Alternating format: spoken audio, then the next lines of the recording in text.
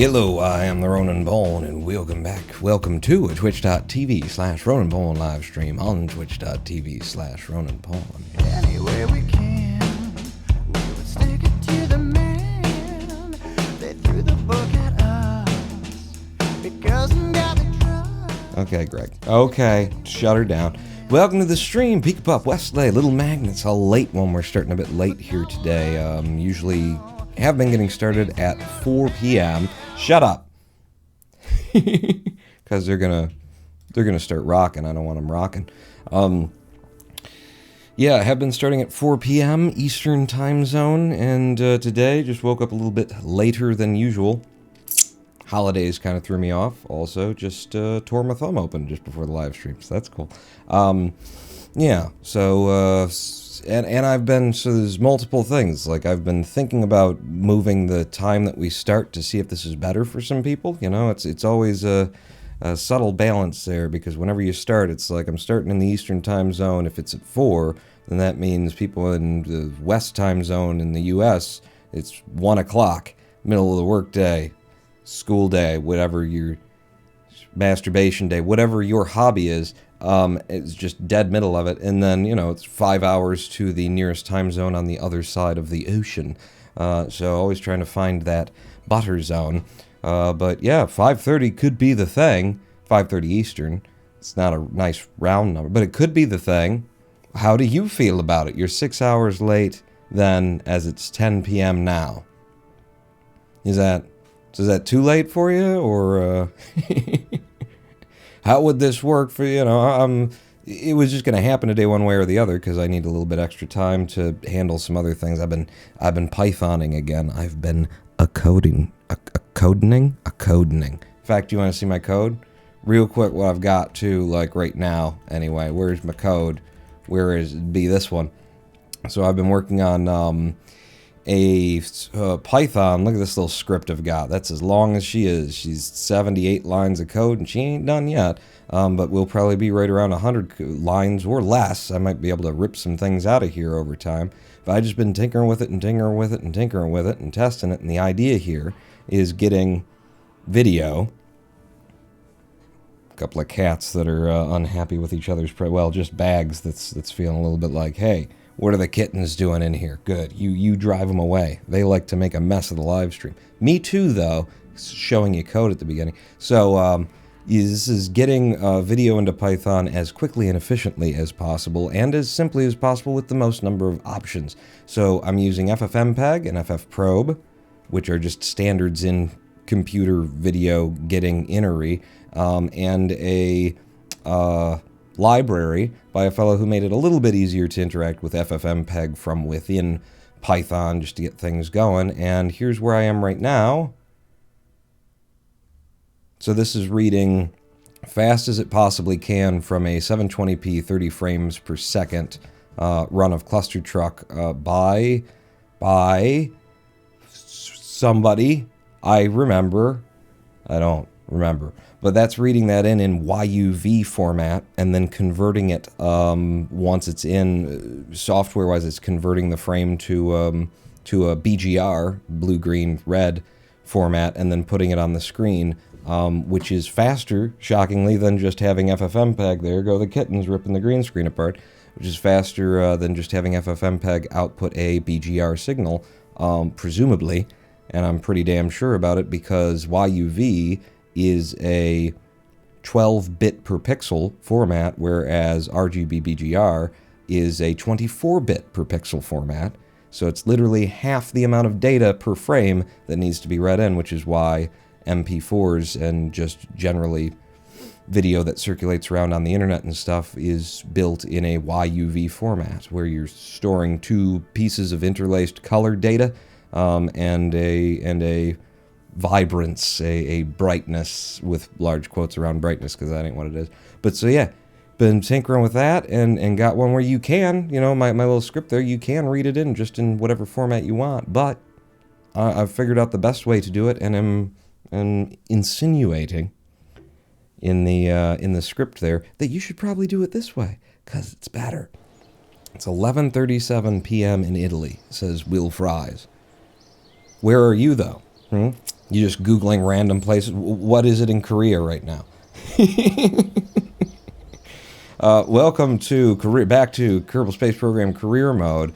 The last thing that happened in our Career Mode playthrough is we all collectively blacked out for like 100 days that just went by. It's now 377th day of year one, and I could have swore we were around like 200 and something. Maybe even 187 or 170. So like many days have passed, weirdly, and we woke up from that collective blackout where nothing at all happened, and found that we had 1,000 science in our coffers. And what I'm realizing is that if we had 1,000 science in our coffers, now maybe there's another like 500 or so out in orbit of Kerbin, where the HMS Spaceboat is constantly processing such things. Let's go out and visit Bob and his crew, his psycho little bastard orange-faced weirdo that he's when he gets excited, I'm genuinely terrified of this man. But Sanri, I mean, already right there looks like a little Nazi prick, right? He looks like he's some kind of white power movement or orange power movement. I don't know, but and he's like, yeah, you got me. Right. Sanri already looks a little bit weird. When he gets really excited, and he just starts... It's the most terrifying thing you've ever seen. The day that we first onboarded Sanri, took him to Minmus, and he got really happy, that night, after that live stream, I dreamt that I was being chased by Chucky. The doll with the soul of the serial killer in it. The knife and stuff. Such my dream he had an axe, and the secret to killing him was to use his axe against him, but not the blade. You gotta turn it around and hit it with the... Anyway, Sanri, terrifying, absolutely terrifying. But this is the HMS Spaceboat, which is Bob's craft that we built for him specifically. The front bit here is a distinct lander that can just go down to whatever, body he happens to be in orbit of, so long as it doesn't have atmosphere. It's not designed for return. But he can go down and collect the science, bring it back up here, and then put it into the mobile processing lab for Sanri and he... When he can like get liquored up enough to stand the presence of Sanri Kerman, for them to process in our mobile lab. And right now they're sitting back. They've already been to Minmus and come back, and they've got monstrous loads of science. They've got 78 data to review now, and as we see, it's full. 499 science in our tanks right now. So that's what I was expecting, which means it's time to transmit that. Where do I click the transmit the data button? Transmit our science. Do that thing. And now we're sending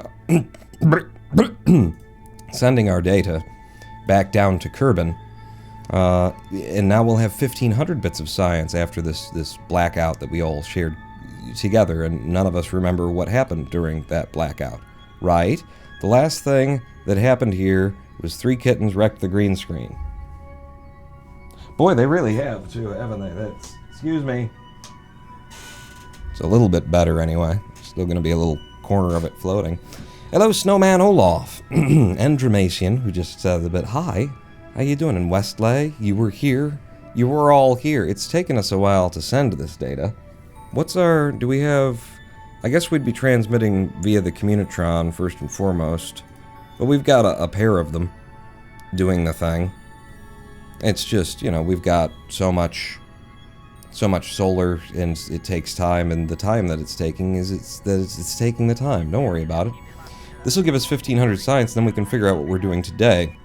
And my thought, friends, was, if we are, that's the mission time, but universe time here, of year 1, day 377, it might now be a good time to actually go to Duna. I feel like I had a dream where we tried to go to Duna at the wrong time because we wanted to go to Eve because the game actually told us that it was time to leave for Eve, but it was like 2 years early on saying that it was time to leave for Eve. I don't know. It was a weird blackout, but I think it might actually have come up to the time where Duna might be approaching, or at least something might be approaching. So we need to have a look at that. But that's our 1,500 science back in. Thank you very much, Bob. And I guess I need to leave you, processing some more data here. So the data from Minmus's polls. There's stuff in here that would be worth so much to us to return. I don't think I should worry about it. I've got another pack of data in the front of the ship that we want to figure out a way to return, but that will require a orbital space station around Kerbal, which I'd like to get into if they'll offer me a contract that'll pay me for it. But let's just chuck in whatever comes up here until it says it's full. 705 data. Temperature scan while in space near Kerbal. If it's not worth anything there and it's not worth anything there, I'm deleting it. That's going to be too much. 180 is 36 data. We can actually fit that in from the slopes. And now we're up to 341 data. We won't be able to fit anything else in. So I'll tell you what I'll do, though, is if it's not worth anything... See, that's worth something to recover, I guess. If it's not worth anything, I will delete it from the list. Since I do have to click 58 more times, I might as well get something done while I'm clicking. Oh, shit, alright, well, never mind. If I'm missing them, if I missed one, then it's not worth doing any of it, right? Life just sucks. Get a helmet, click as fast as you can to get rid of it. Have you watched Don't Look Up on Netflix yet, Ronan Paul? No, I haven't even heard of it, Pika. What's with the Don't Look Up? Duna, Jewel, maybe. Maybe it's Jewel. I don't know where we'd be trying to go here. Like Guy 89, 20 months worth of subscription. Year and a half plus 2 is what that is. Hey, Paul, and how is it going? I'm having deja vu. I feel like we've had this conversation at least 20 times before. It's going good. I'm really happy with where I left off on my Python code today. It's getting clean, it's getting tight, it's doing some fast-ass YUV processing of image and spitting it out to the screen, you know, at a really high frame rate, even through Python. Yeah, but you heard me. But yeah, I'm having a good day. It's a good film about an asteroid in space. Don't Look Up. Don't Look Up? Is that what the name of it was? Don't Look Up. I wrote a poem song once that started out, "Don't look into the sun." She told me, "Don't look into the sun." She told me, "Don't look into the sun. You might find what you're missing here." Huh? Good premise, right? They probably should have done something with that. Bit of social commentary on how crazy things have been. Ooh. Oh, you're gonna get me started. Are you getting me started? This seems like you're getting me started. Are you getting me started? Because once I'm started, you don't want to get me started. Because once I'm started, I'm going to be started. And then you're going to have to deal with me started. I'll be started.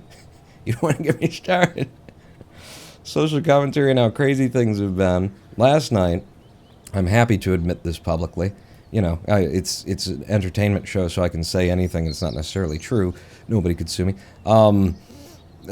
Lady Paul and I watched Matrix Revolutions. And we did not pay for it. And had we, I would have demanded all of the money.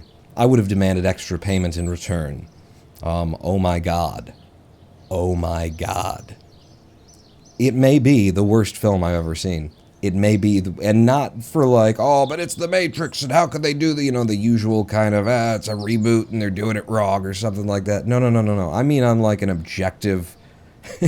If there, and there can't be something such as objective, but on a very objective scale of making a movie, telling a story, writing a script, it may be the worst thing that I have ever seen, considering it, you know, and you weigh in, like, the difference between somebody who had no money and shot a film or had a $40,000 budget and someone who spent hundreds of millions of dollars with a giant studio backing them, and you weigh that in and you go, wow, that may have been the worst thing that I have ever witnessed done to cinema.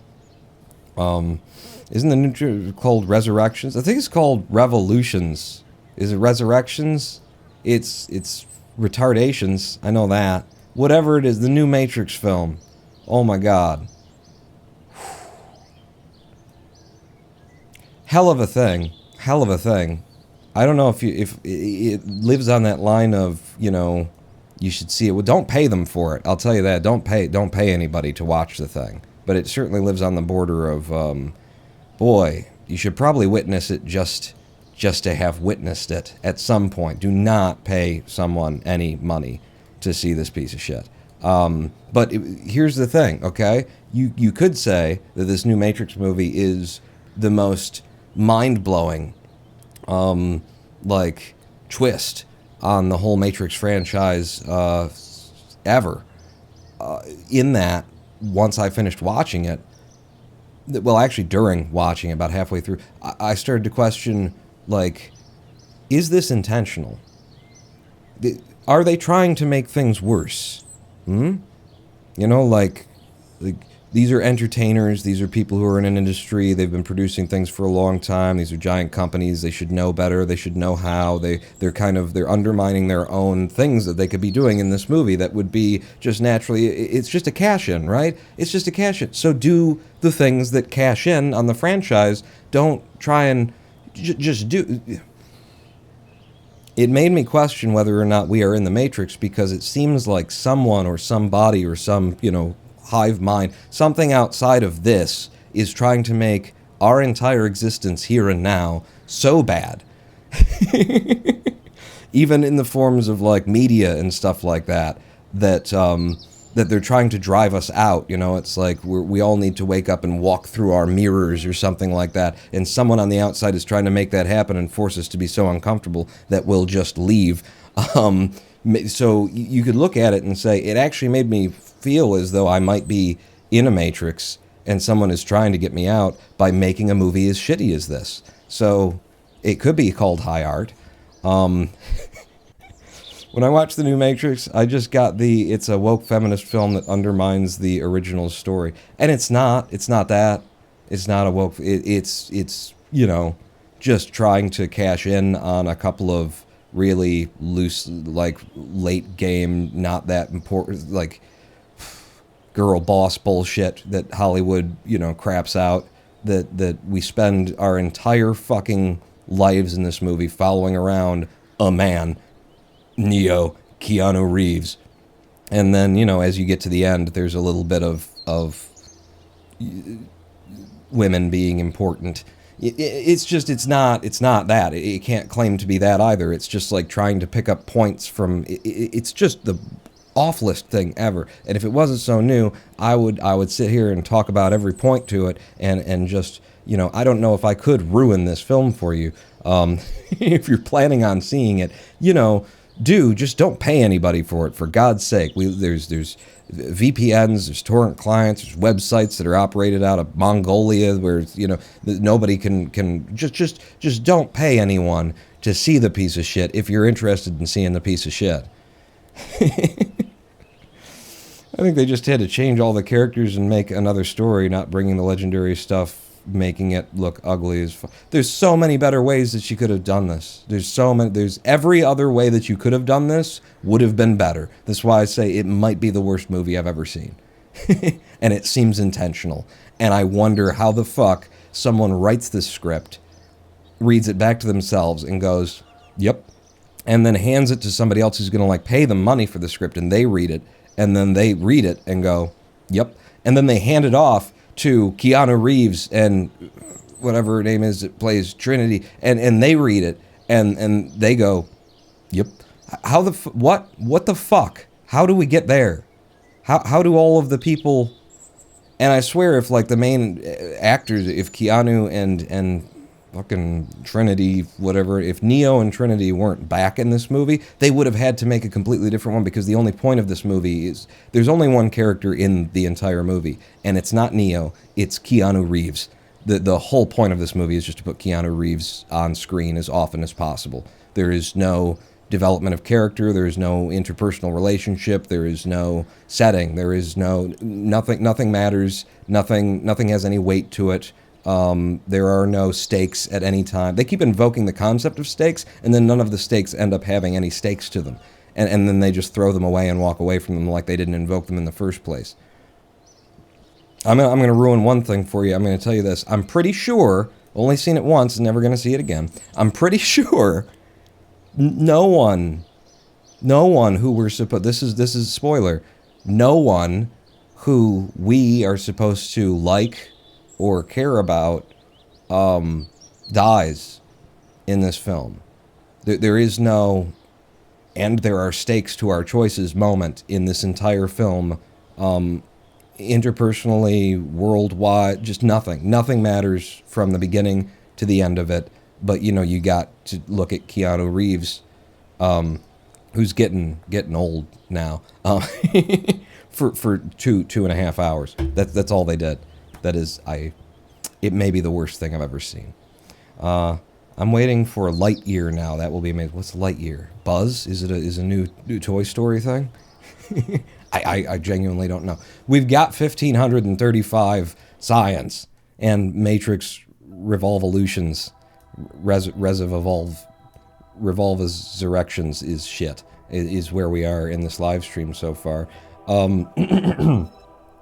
Importantly, or not, importantly, what I would like to do is look at the lies in this game. We should probably check them outside of the game, since we know that the game lies to us when it tells us when the transfers might come. Kerbal to Eve is 267 days out, so big shocker on that one, since it was supposed to be just right around the corner. And then there was nothing around. Let's try creating a new alarm.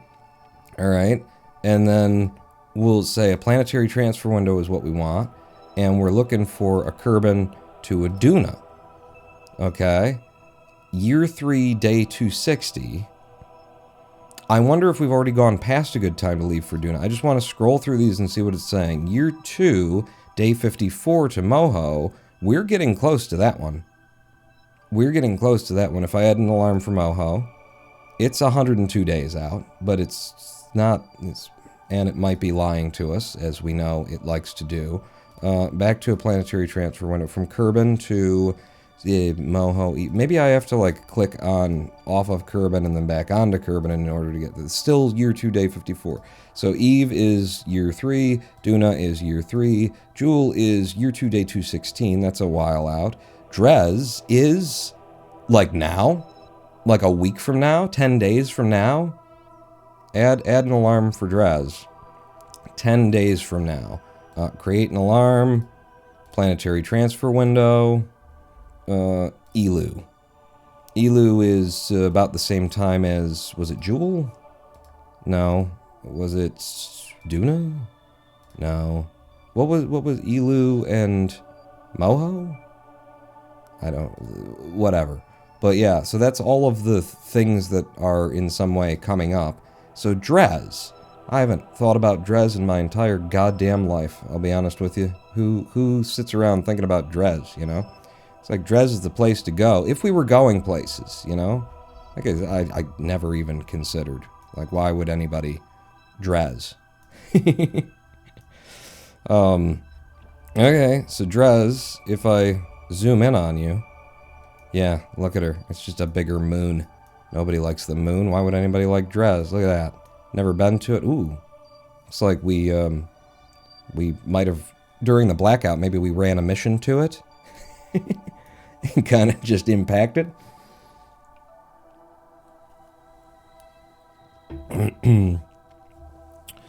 Lazy Tuck, just watched your latest YouTube video. Gave it a like as it was very entertaining. Oh, thank you. Your latest, my latest, all of the latest videos. So yeah, we could leave for Dres right now. So we've built I remember before we blacked out, and then nothing happened for 100 days, we've built a multiple satellite platform with like, it's a 3-piece package where one of them was meant to sit around Gilly, one of them meant to sit around Eve, and the other one was meant to come home, was the idea. What missions are you offering me? Anything that would make sense, considering that Dres is a good time to leave in 10 days. Is anybody in the entire game ever thinking about, you know, maybe guiding the player to do something that's worth something at a time when it's being worth, like getting them to look over? Anything that says Dres in here? No? Yeah, I'm not surprised. New satellite in orbit of Kerbal, part on it anyway. Finished construction of a rover on Minmus. Mapped 6 asteroids endangering Kerbal. Rescue Wharton from orbit of Kerbal. Science data from space around the moon. Ferry 3 tourists safely to their destinations. What do you want? You want land on the moon, orbit Kerbal, orbit Minmus, fly by Minmus, land on Minmus, fly by Minmus. You're paying decent amounts for that, and we're going to make a great big tourist ship someday, sooner or later, and since you just want to go to the moon and come home, and you guys want to do things regarding Minmus, I'd be willing to do that. little ridiculous that you're both paying the same price. This guy wants to land and you just want to orbit, but okay. I'll take you on board. Position aging Mimas DSNR satellite in an adjusted orbit of Mimas. It's free money if we've got Delta V on that to do it. Position satellite. Let's see if we've got money to do it, because we could just collect an extra 55,000 and, you know, feel like we'd accomplished something before we figure out what we're really doing for the day. So, whatever it is, it's in orbit of Minmus, they tell me. So let's go over here. And aging something something. That's the one. And let's go see what it is. See if we have Delta V on it, if we can fly it, if we could move it to a new position. I do not approve of this stream title. No? That it's you Duna-tea? You Duna-tea? Oh, we've got monoprop for days, and we do have the ability to use that monoprop. Okay, SAS, do you have SAS? This is not something that we've built. This is, most of my satellite network is something that was just here to start with. Yeah. But okay. We can definitely move that. We've got quite a lot, monoprop 50, depending on the weight of this thing. Shouldn't be too crazy. It might not fly correctly because of the center of mass being presumably over here and then these being in the middle, but maybe, like, as the monoprop... Whoever built this was an idiot. And I respect them for, you know, just leaning into it. That's what I usually do, too. Yeah. Yeah? Yeah, we'll take the mission. I will take the mission.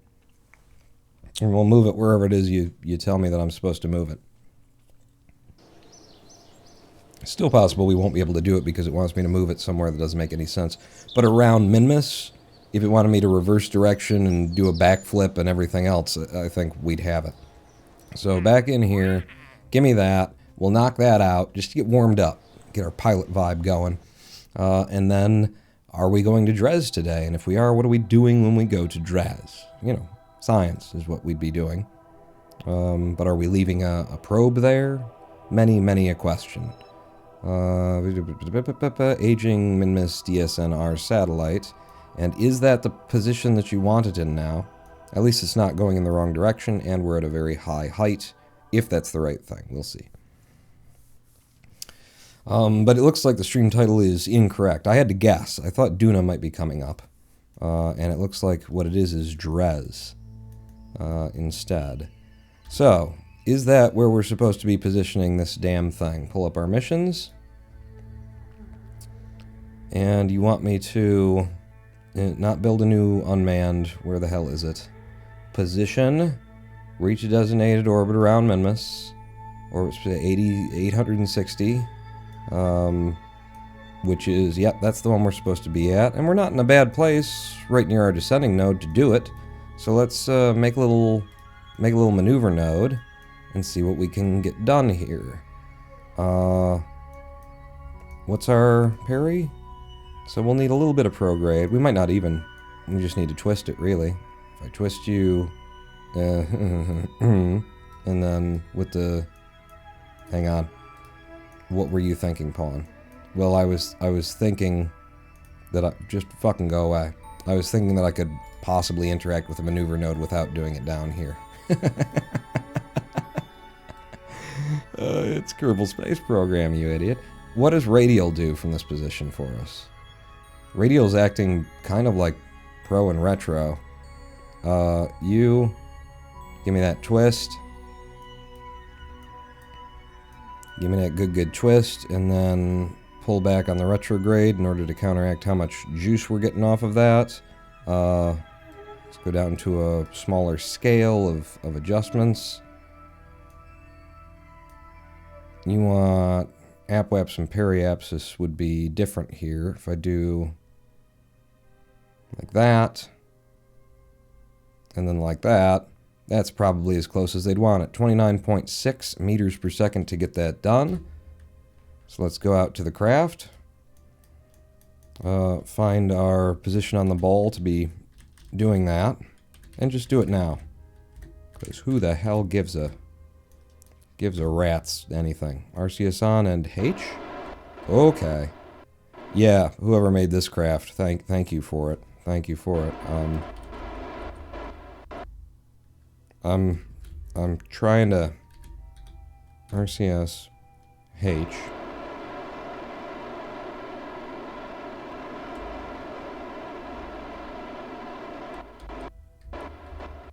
Okay, it's a pretty close adjustment. Still doesn't say that we're in the designated orbit, so let's see what we've done. Are we going around in the right direction? We are. Okay, but we're damned close. We're damned close. Look at that, huh? Bit of twist we could use, and we're in the right place for it. So I wonder if I went past it or RCS off. Let me just RCS here and try H. Yeah, that's getting worse, so we need an anti-normal for this. RCS H.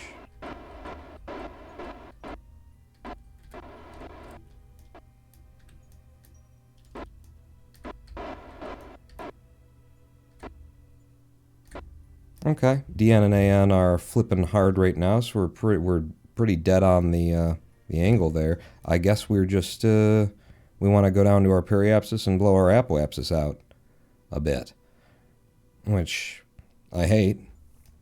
Wish I didn't have to wait in orbit for this thing to go around to do that, but if you say so, game.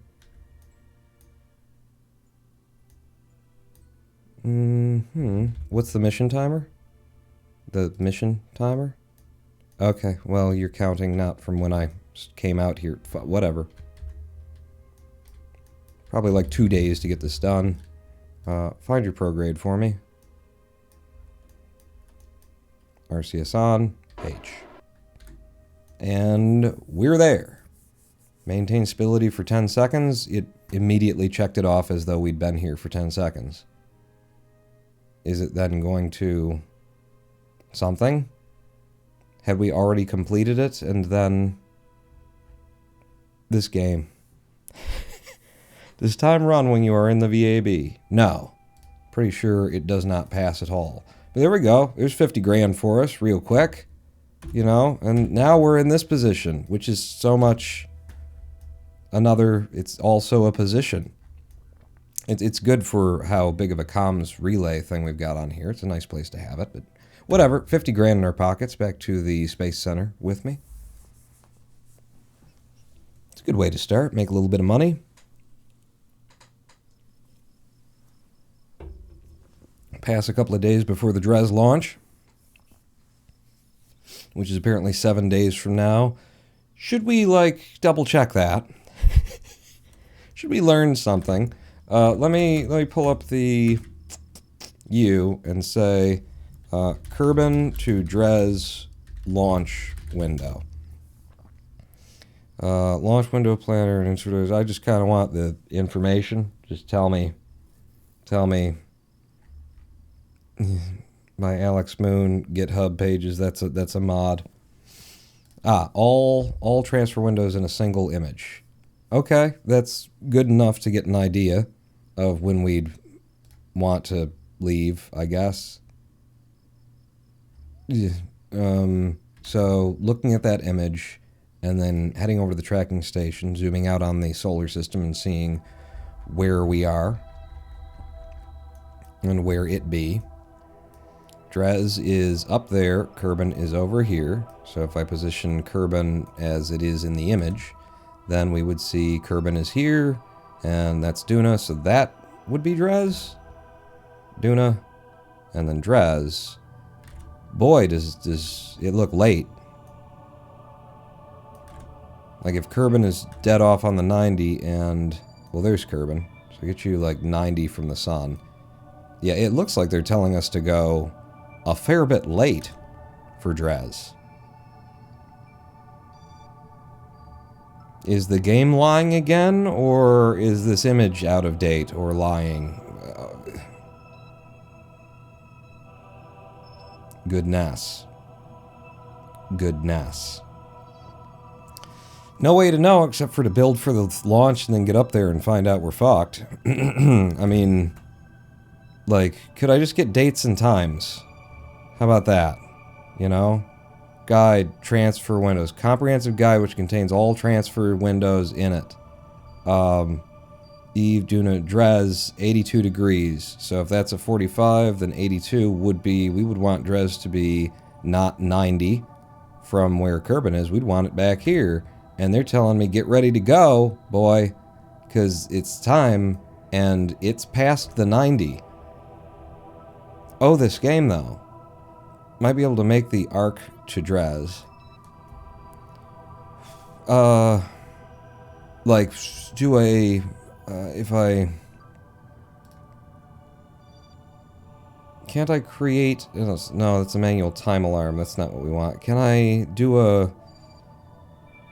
Not here, huh? I thought I could make a manual thing from here. Zoom past Moho? Is there anything in the just game is liar? Game RB do liar do game B. Dres should be at 45 when we leave, or Duna should be at 45 when we leave. It's back here. Dres should be all the way up there. Well, no, Dres 82. Yeah. What? No, that's Duna. Dres should be from here. It'd be back here. But it's already past that point. I don't know what to think. I don't know how this game proposes for anyone to ever do an interplanetary transfer, either within it or without it, really. I guess you just got to search the internet for a real long time and see if you can't find somebody who actually just gives you the dates and times to leave. For each planet for, like, the first 5 rotations of the entire solar system. Something like that. That's what I'd be looking for at this point, because the game doesn't know. People on the internet, they've got their ideas. Are we going to Dres then? Let's see if something cooler came in after I cleared out that last mission. Science data from space around Minmus. Not really worth much. Science data from space around the moon. Not really worth much. I mean, we'll do it eventually, but to have it occupying a slot. Recover module from orbit of Kerbin. Again, not worth that much in terms of, you know, the kind of money we're dealing with. Maybe you should give me better missions. Bring Duna Ejecta back with you. What? Find a Duna Ejecta. Have a Kerbal pick it up and return it to Kerbin. We suspect you can find one of these in the Midland, South Pole, or Eastern Mountain Ridge biomes. Okay. I'll hang on to that for when we go to Duna, I guess. 6 more tourists who are definitely going to want to do multiple things. Fuck you guys. I mean, you're paying the good money for it, but fuck you guys. I got enough tourists already. Nothing cool in there. Kerbin moves faster than Dres, so it will catch up, and the angle is getting smaller. Oh, that's yeah, okay. That could work out, then. The timer seems to be correct, says like 89. Alright.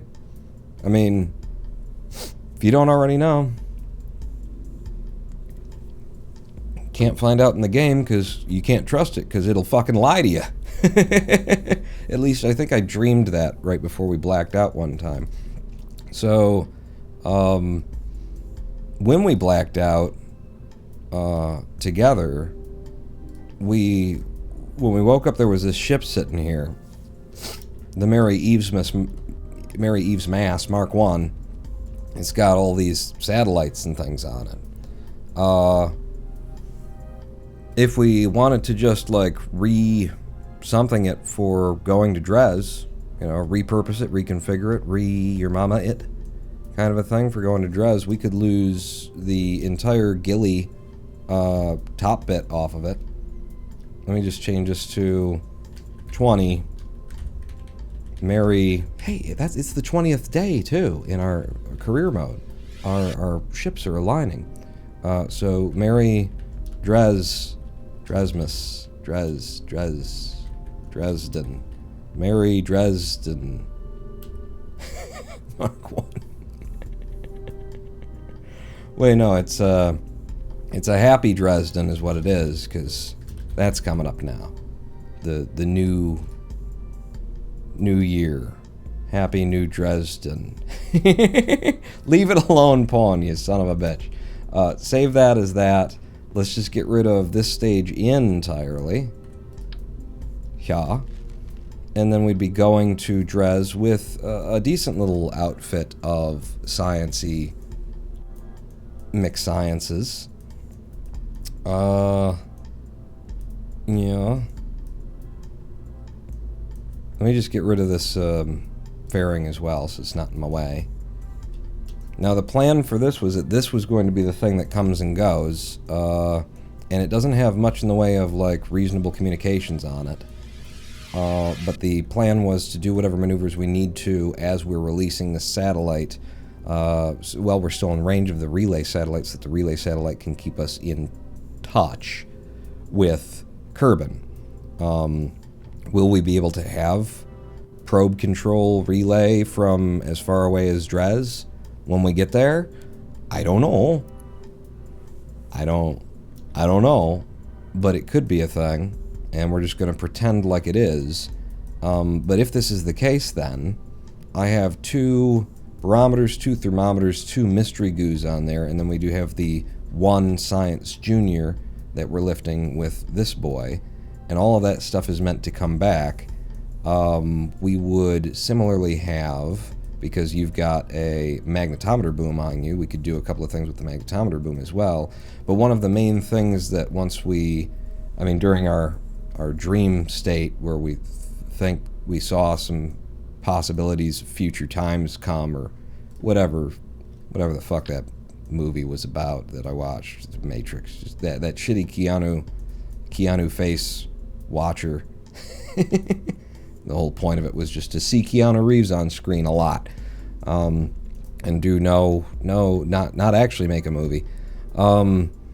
You weigh 0.05 tons, and I would love to have one on you so that I could recover the data from a whole bunch of stuff, store it up. You know, like, in particular, it would be like the magnetometer boom I can't empty. X-Men Days of Future Past. Lol. That would fit into a... Yeah, that's the plot that we're going for today. If I did put one of these on, then it's a 0.05, and a lot of these are 0.005, so we'd want to weight balance that out somehow with something. I see we've got 2 little solar panels on here just to keep us charged. Those solar panels weigh 0.005, the same as one of these. So if I were to just have one little solar panel, which could be very dangerous on a probe-controlled craft and just not end up with the power that we need when we need it. But, you know, that's a thing we could do anyway. I'm saying it's something that could be done. We've got a decent battery on it, too. But we could counterbalance wherever I placed this with a solar panel. And then the question is simply, where are you going to place that, Mr. Ronan of the pawns? And if I do have one of those, then that also means that we don't really need pairs of these, because we can scoop in the data to there and then reuse them. We'd want 2 of those because they're non-reusable, but I could get rid of you, and what I mean by that is just have one of you, and just have one of you.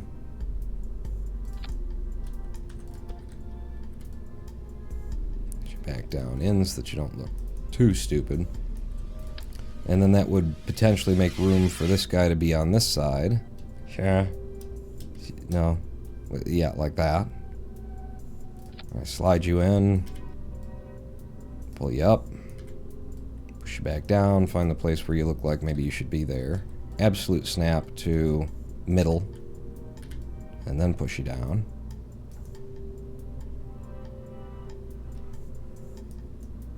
So that could work.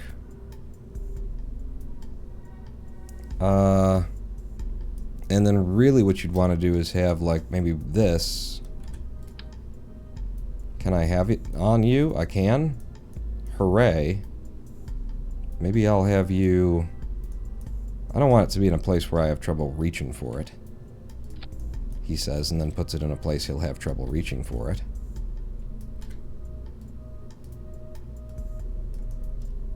go. And that just, you know, balances the weight even more weightishly. And then instead of having the two of those, or pawn, leave the two of those on there. Are you guys actually correct in your orientations? You don't look like you're correct in your orientation, bud. What's going on here? Okay, if I do an absolute snap on the rotation there, and then I do an absolute translation on the rotation there, and then I pull you back out, there you go. Now you look like you should probably be there. And I'll do the same over here with an absolute snap on the translation. Rotation should be fine. Certainly looks fine. But I'll give it a touch. And then grab you, pull you out. Are you guys both the same height? Not at all. And I think I prefer the low thing that one's got going on. So again to a snap, but this time not absolute, just do a local. Pull you down on a half snap, and that should get them at the same heights and positions, more or less.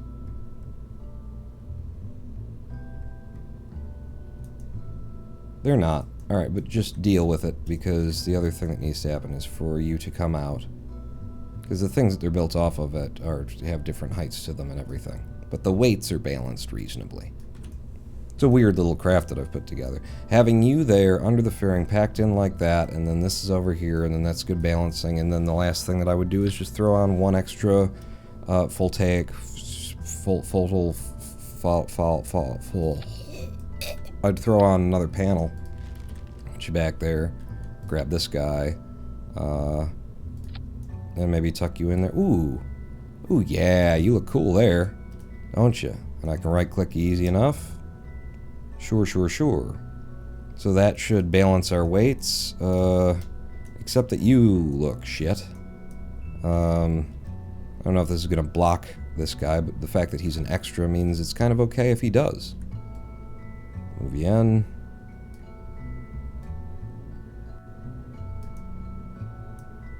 Move you down. So you're actually look like you're making contact with something. Okay. There you go. Excuse me, pawn. I got VODs to catch up with, man. I gotta see those first. Man, you're out here making too much content, dude. I'm like 3 streams behind. You're about to launch some effing piracy ship? You'll enjoy Bob's pirate ship. What a Dresden. I think I was there this week. It's a Germany. No, it's in Germany. Yes. I do recall it being firebombed once. I recall it being one of the most deadly attacks outside of the nuclear ones from the World War II's. Committed by the good guys. I mean, they're the good guys, definitely, in relation to the other guys who were definitely the bad guys. I'm just saying, you know, when you're firebombing people and dropping nukes on there's got to be modifiers on good guys, you know. But yeah, that should basically do that. Was this the same one from the other day? I remember the bowl dilemma, says Lazy Toke. Yeah, we're just kind of modifying it for the idea of going to Dres, because we don't need an extra little satellite to drop off at the moon, add a moon around Dres, because there isn't one, like there was for Gilly around Eve. So just doing a little modification here, and otherwise we can just have this be our platform at Dres and send it out there, and I'd like to see, you know, this ship that we spent so much time building used for something mildly as it was intended. I mean, eventually Eve will come around, like a year after they said she would. My biggest concern right here is that we get out to where we're going with this craft, and this guy just has these tiny little wee babby antennas, and we need to make adjustments in order to get this thing to loop back home, to be able to come back to Kerbal as we leave this in orbit of Dres. And so my concern is that we can't make the adjustment that we need to make when we need to make it. with this guy, and then if we don't already have our trajectory all the way back to Eve, or all the way back to Kerbal, set up, once we're out of contact range with this dude, we're out of contact with Kerbal, it's a probe, we can't touch the thing until it's back in the Kerbal SOI. So if we don't get that, you know, maneuver worked, once we're out there, it ain't gonna get worked. It ain't gonna happen. She won't be coming home. So that's my big concern, but I do want to fly with it. I want to fly with that concern in tow. I think it's, I think it could work out for us. Let's add to our action groups. I know we've already made a number on here, including with those comms. We've got a deployment for those on 8. On 9, we should have solar panel deployment. I was going to deploy those manually once we were ready, something, which is why they're not on here. There's no other deployable, so they can just be on there now. So we'll put you on 9 to extend the solar panels, and then on 1, we got nothing. On 1, we're going to have, no, on 2, we're going to have collect all there, and then on 1, we can have the things that do not, you know, are not a one-time shot kind of a thing. So we'll have log pressure data, and we'll have thermometer, log the temperature, we will have run the magnetometer report, and then we will be manually clicking off those guys and this guy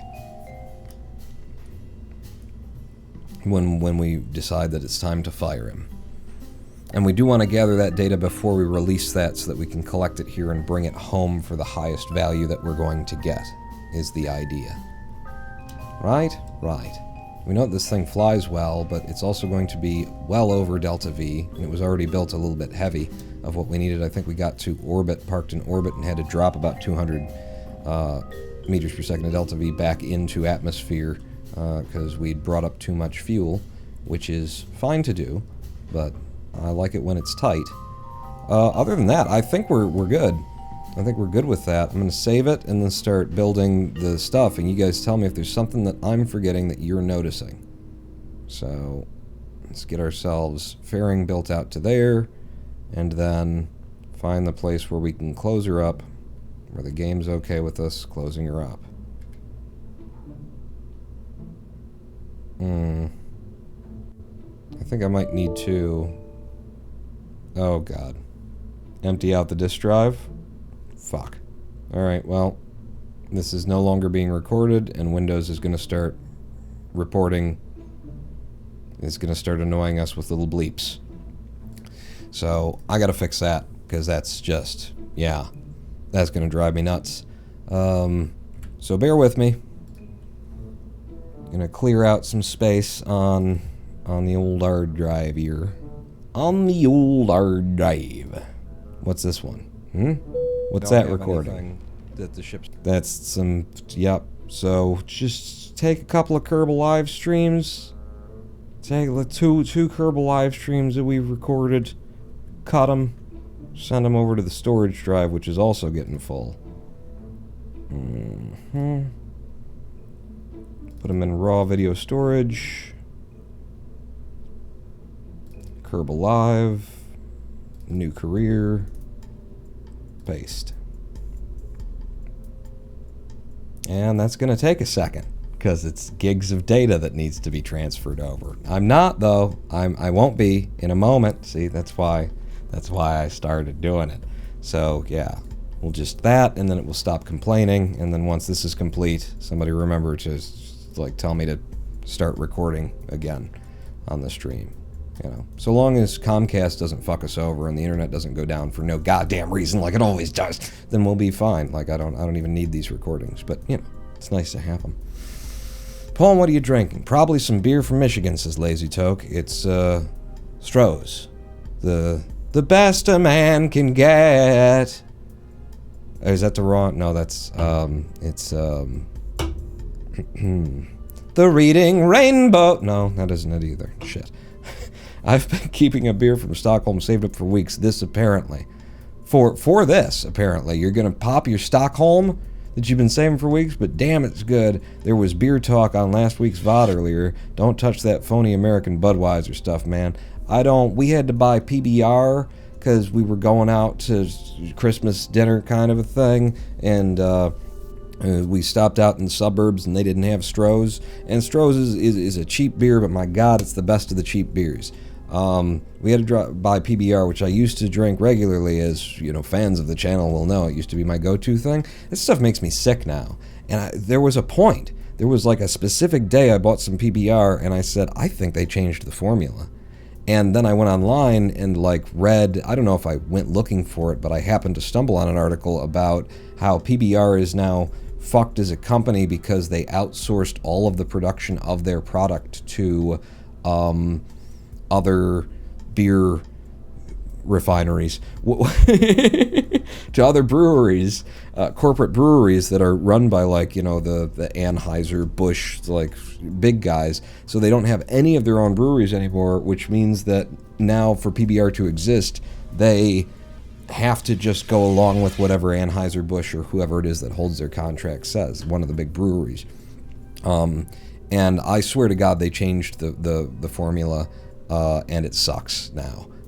It actually makes me feel a little bit sick, and not from like, you know, getting drunk on it. Certainly, it's PBR. It's 90% baby tears or something now. It's very weak kind of a thing. But yeah, it makes me feel a little bit ill to my stomach, just the flavor and the way that it hits. Yeah, it's not right.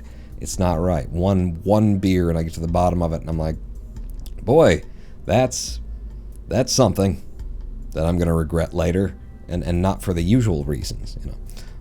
But yeah, PBR, nowadays, and Stroh's still going strong. I actually felt like when I had that moment, I was like, I think they took the recipe for PBR and made it Stroh's, and they fucked the recipe for PBR up intentionally. I don't know.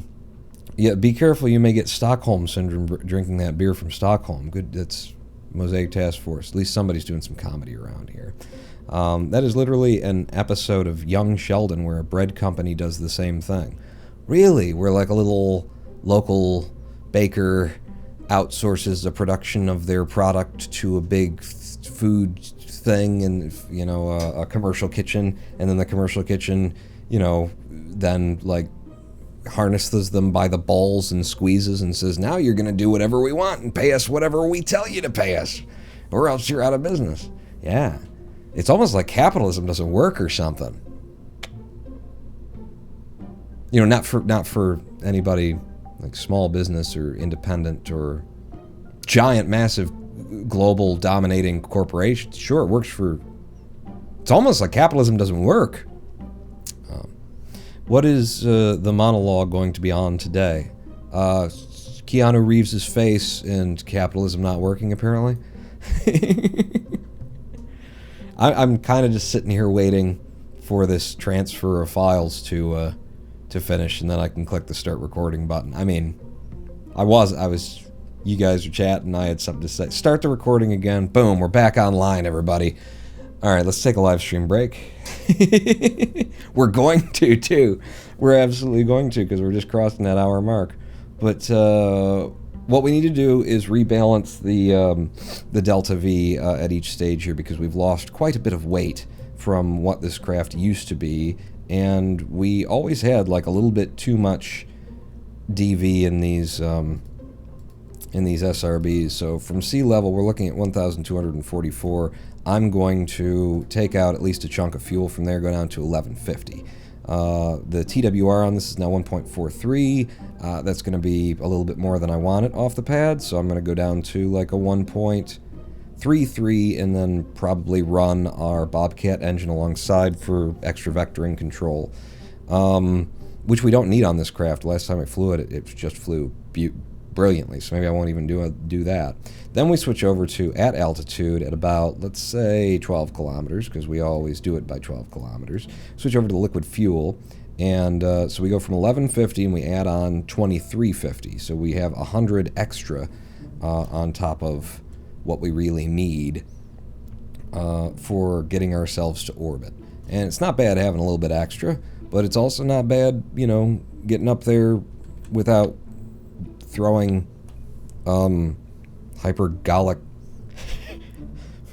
fuels back at the planet to land on whoever, wherever it happens to land, you know? So if I were to replace one of you with one of these, what's our DV? 2,160 off of the 1150, not quite enough, which is what I expected. I expected to also have to put on one of these, and then we should have 3/4 of what we have in one of those guys, which gets us to 2,250, plus the sea level 1178 now. That's a perfect 3,400, and that's what we want to see getting to orbit. So now it's just that all of this looks just like ass, that I don't like the appearance of it. I know nobody likes like the brown and orange, and it really, you'd tend to reserve it for SRBs and stuff, but you can't actually change the SRBs.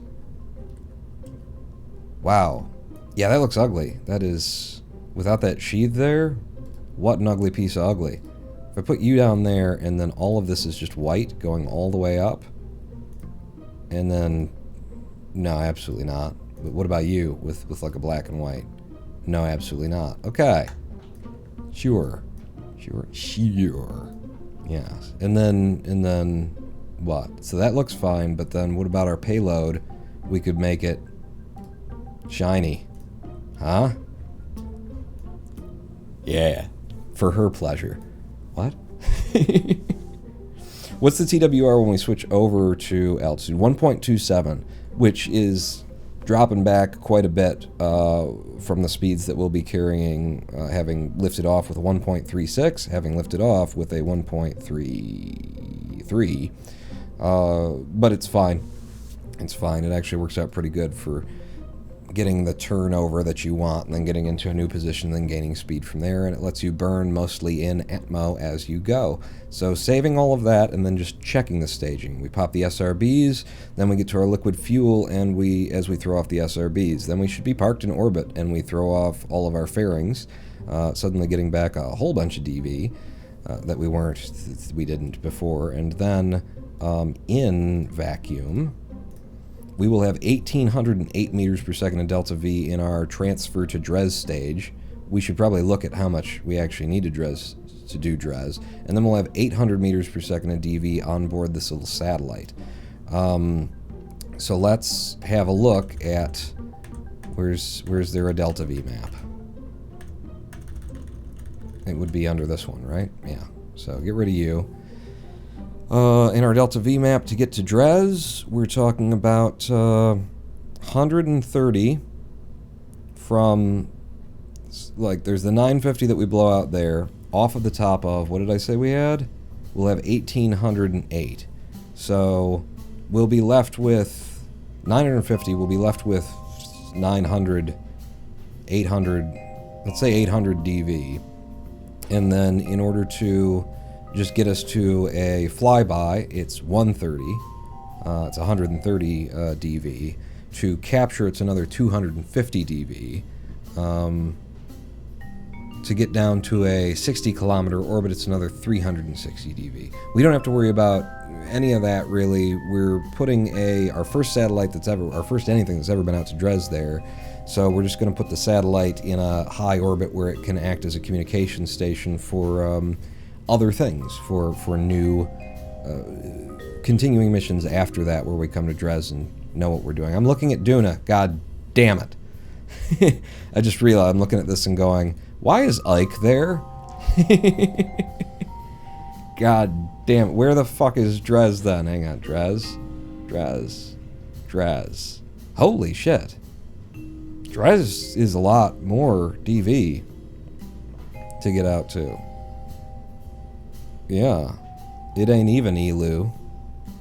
And there's Elu. So Dres is 610 to make the transfer on top of the 950.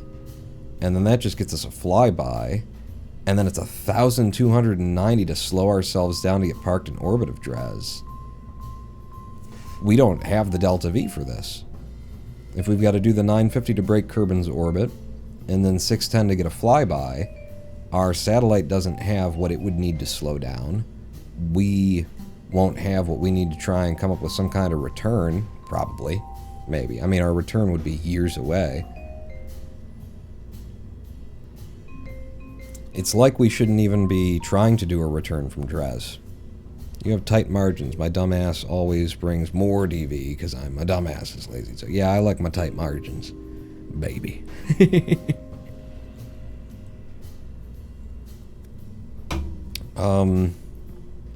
Yeah, but 610 to get out there is expensive, but then really the slowing down, 1,290 meters per second. I'm surprised that we have to do so much work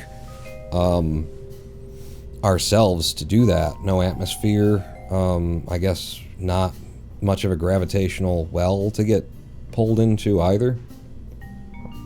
Well, the 1290 is down to a 12-kilometer orbit.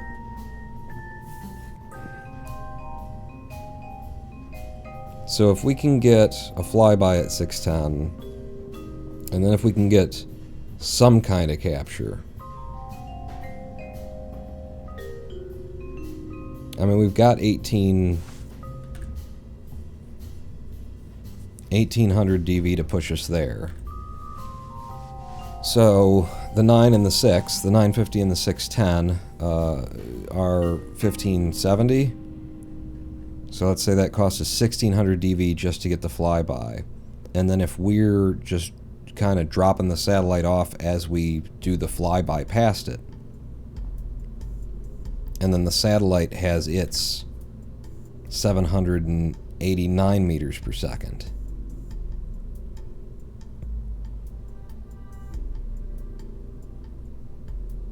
Let's release, and then that's coming home.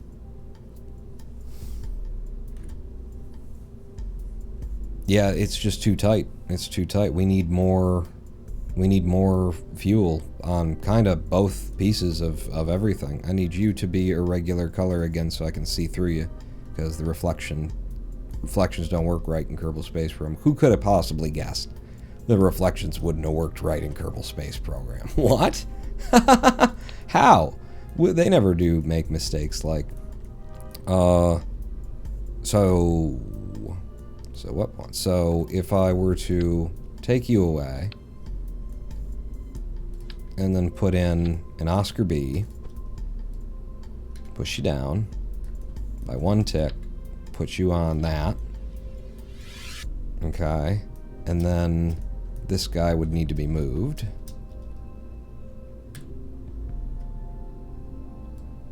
Hold shift, pull you up to the point where I like the look of you, because I'm just manually embedding that in there because I think it's cool. A little bit lower. A little bit lower. Good. And then I do the same on this side, which is to say that I pull you off from there entirely. Put another Oscar B over here. You on there. Grab you with a snap.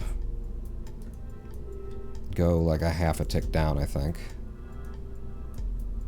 Yeah, we've got more or less the same embedding, and around the center of mass, the weight should balance out okay-ish. So what does that get us up to? Now you've got 1,096 meters per second on that guy. For the transfer here, our engine is that. Our fuel, what are you? You're our big old heat shield, right. So this is our fuel for our transfer stage. If we give the transfer stage a bit more as well, we will be looking for the skinny but big boy. That's not the skinny but big boy. We need the skinny but big boy, and that'll be you. So I yank you off. Is that our thinnest big boy, though?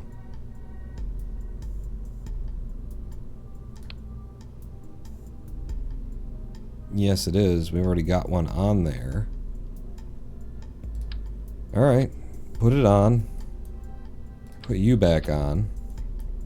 And then now our transfer craft has 2,683 meters per second with a TWR of 0.42 in Kerbal vacuum. So it's, yeah, that's a fair bit more than I really want.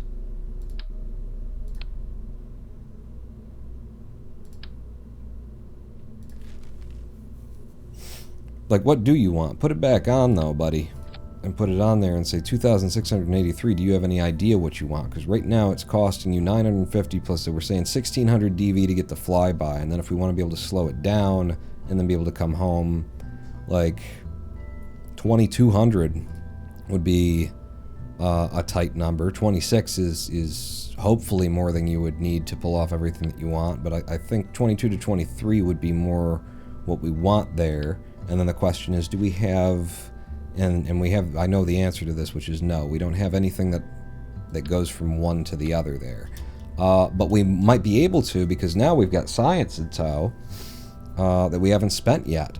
So let's save, head out to the R&D, and see what kinds of adaptive fuel tanks we might be able to afford with the 1,500 that we've gotten here. Those are going to be engines, and we do want some new engines. But there's at least an adapter in there. What are you? Kerbal AT, that's in a different class of tanks, is what it seems to me to be. Composites? What's a composite? Huh? Some shells, it's not fuel tanks. Nuclear propulsion. All the way to out there will be the big engines. Massive adapters. Well, let's have the advanced fuel systems because we know we want it. Let's have heavier rocketry because we've run into that being an issue lately.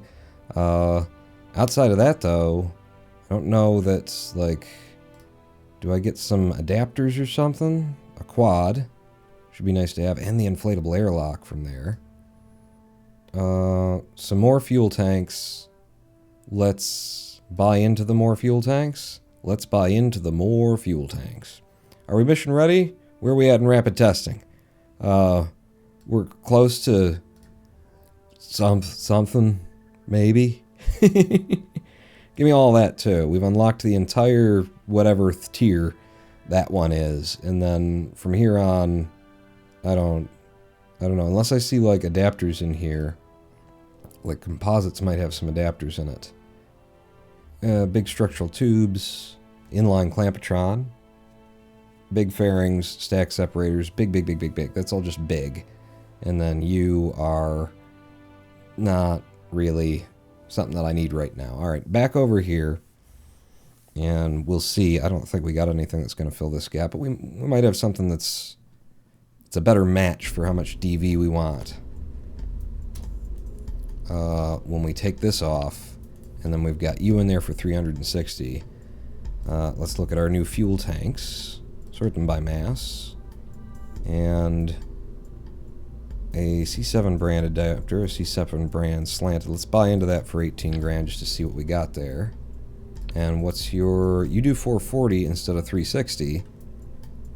Probably still not going to be enough of what you want there. Why are we whispering? Because they might hear. Who? They. Oh God, not they. Shit. You didn't tell me they were here. And then this, I presume, is an even bigger size than the X200, or rather the... It's not the X's, it's the... No, it is the X200s. Well, that goes down from a massive size to that, and we don't... That's not helpful. Is it? Is it, though? I hate spending on money just to find out. Give me that, give me that. Yeah, even bigger size, and then you'd be an adapter that goes to an even bigger size. We don't want even bigger. If I pull you off, put you there, tuck you on, and then delete that fairing, as it may have become unnecessary. Now our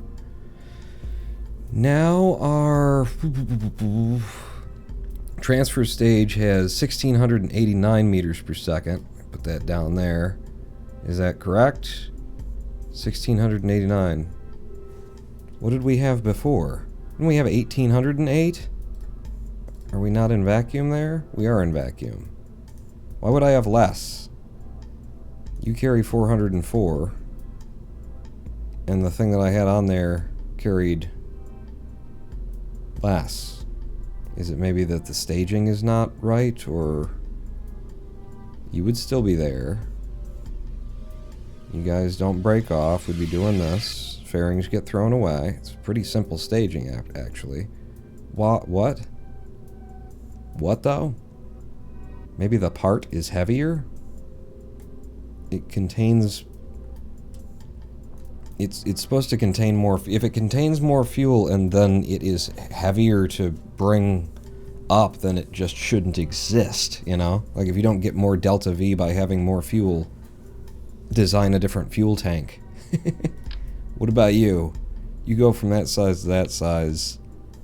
Did we get anything else that's adaptory? No. What about in structural?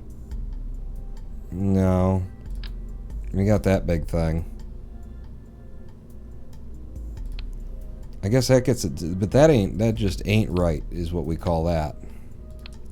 We call that ain't right. So if I go back to fuel tanks and I pull you out, which is what we had before, no, I pull, we are sorted by mass, I pull...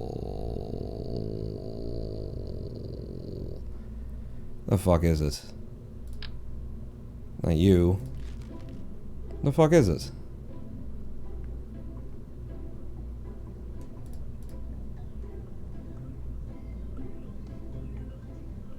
It's in here. It's gotta be in here. I've already unlocked it. I've already paid for it. Those are small, and then you get up to those, and then you're that, and then there's the X200. That's the one, you little shit.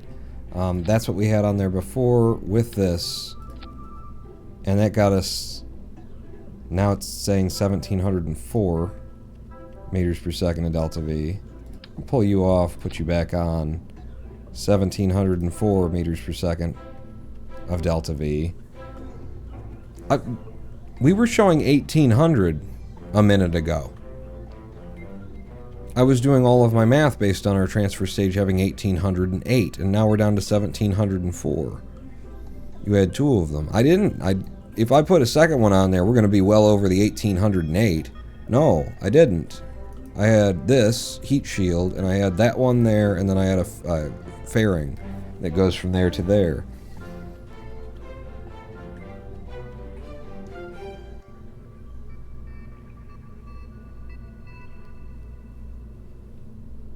Oh, this game, though. Oh. But still, okay. So this 360 liquid fuel in that. This contains 440. Oh. It's that thing that I've pointed out before where the liquid fuel and oxidizer are not always sorted the same in the construction of the thing. So actually, it's got the same amount of fuel, 360. And so it has the same amount of fuel. It has the same amount of fuel, and we're showing 1704, and then with the same amount of fuel, we now have 1689.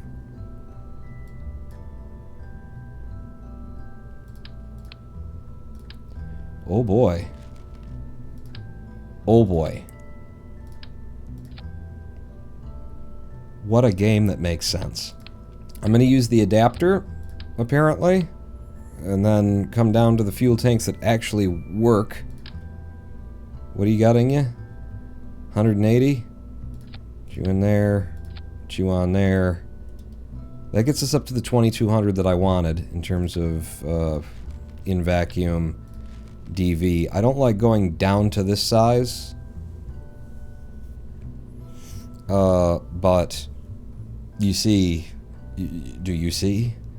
Do you see? Maybe the part is heavier.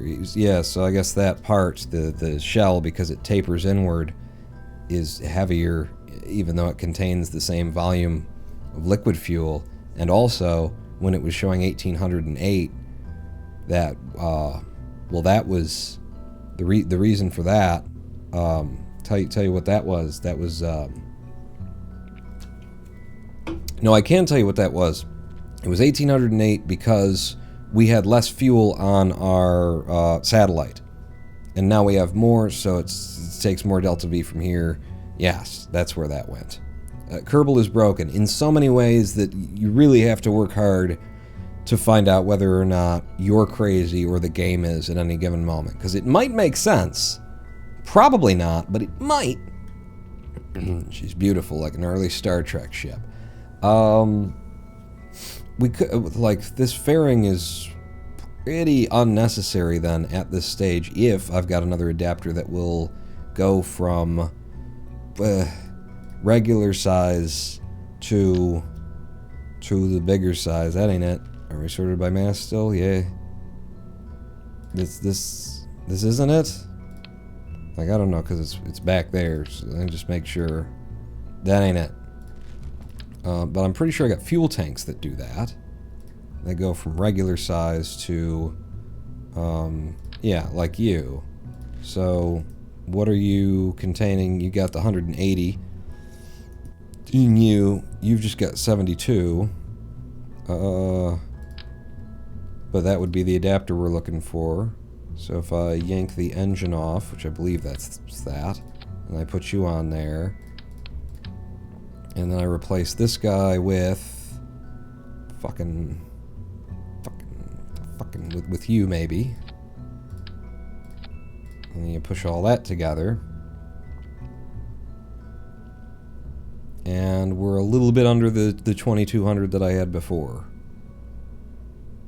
And we'd still have to build that fairing, which I was thinking, why bother with a fairing? And isn't it, yeah.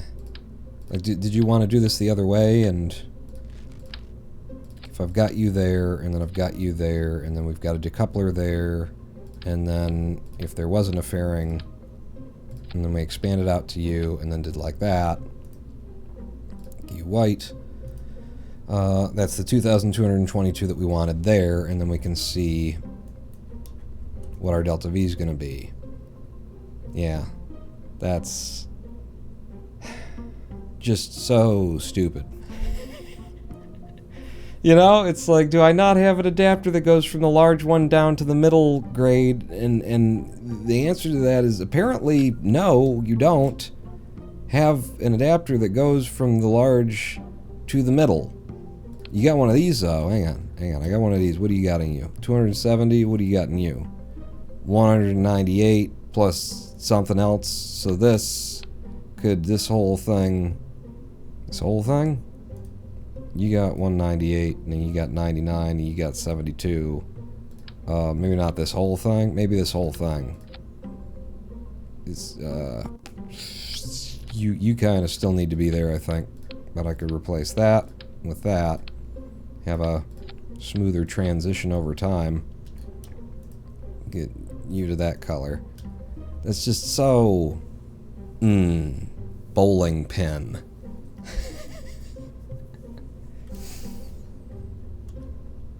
It's ridiculous, and yet it's kind of where we are and what we're doing.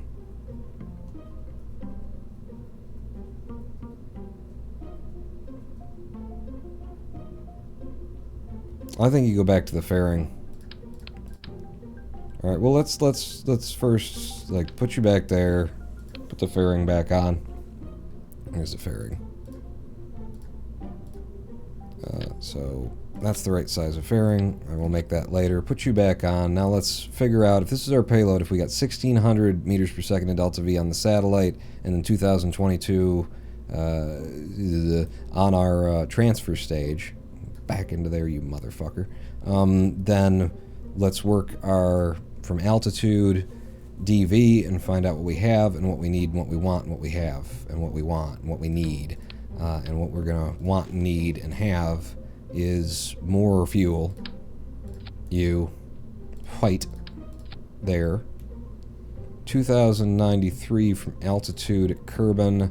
1.12 TWR. We no longer have the thrust that is required to push this ship. No.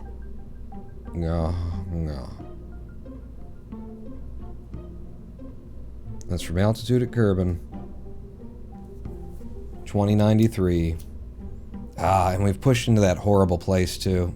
When you're building something, that just awful, horrible, nasty place where it's like we're just a little bit too far for this engine, the other engine. We did just buy into some new engines. There's a skiff now, which I've never used before. Like, the thrust is reasonable for both at sea level and in vacuum. It's got a tank, but... well, those are the variants. It creates power as it goes. It has... I don't know what that's about. Drains evenly, respecting cross-feed. Just buy it and put it into a place. What are we using right now? We're using the Bobcat, which gives us 374 kilonewtons at 2 tons, and this gets us 240 at 1.6 tons, so that will not help at all for what we need. And then if you go up to the skipper, it's just sudden overkill.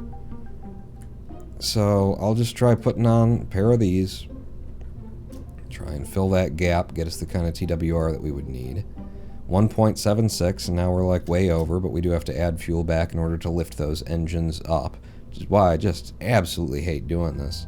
Have I used in the past... Was it Werner's? They've got a decent at sea level thing. These Cubs, and these Cubs, even though they're Werner's, they are liquid fuel oxidizer burning engines. Let me just look at that because it's just such overkill. Put 2 of you guys on there. You fall off, and then these break away. You burn alongside this, is the idea. It's a 1.29 TWR with 2,000 meters per second of DV. We need more DV on there, and as we add it, we lose the TWR. But that's better, what we've got there. In fact, what I'm going to probably do then is remodel this for a 3-sided symmetry construction. So, if I've got... Let's try... Yeah. Put you here. No, with 3-sided symmetry, what I had. Get you the fuck out of my way, actually. So 3-sided symmetry, like that. And then I can have the 3 of you as well, like that. No, I can't. It's the... You gotta do it. Well, then where does the other one end up being? Because if you're supposed to be here, and then you're... Oh, you switched over to 2 instead of 3. Because it doesn't matter what I just buttons pressed. You've got better ideas, don't you, Kerbal? 1.38 TWR, which is going to help us do what needs to happen here. And what needs to happen here is just add a little bit more fuel, and that should balance us out to a nice 1.3 TWR with the right kind of delta V that we want coming up. If I could just find... any of the... This is one of the most annoying things about... Because you interact with it so often, the fuel system, and just not having these fucking fuel things in any sense, like, line up with one another. By name, I'm looking for... Zrockmac X200. Okay, I just gotta switch to by name whenever I do this. Is that right? You're the wrong things, actually. Because this is the Bobcat-sized stuff. And the Bobcat-sized stuff is not X200, or it is X200. No, it's not. What? Here. FLXs. Most annoying shit that they're just not grouped, like, in any sane way. 2,135 meters per second from altitude of 12 kilometers, 1.33 TWR. That's a bit scant. We're still a little low of what I'd like to see there, and we're going to lose a decent TWR if I double this.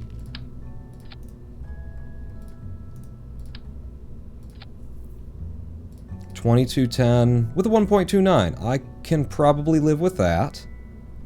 And then from sea level, we've got 1,000, but I can put now all the solid fuel back in to get us up to 1130. And then so we've got 1130, let's call it 1150 plus 2200, and that's 3350, and we'll have to use a little bit of our leftover here to park in orbit with that kind of a setup. From sea level, we have a TWR now of 1.17 off of these big fucking thrusters, which is why I hate this, because this is that point. That's what I was saying. You get to that point, and it's right sort of between the engines and the fuel tanks, and that means once you adjust for them, you're going to find out that there's no combination of SRBs that actually fills this gap either. So, fuck me.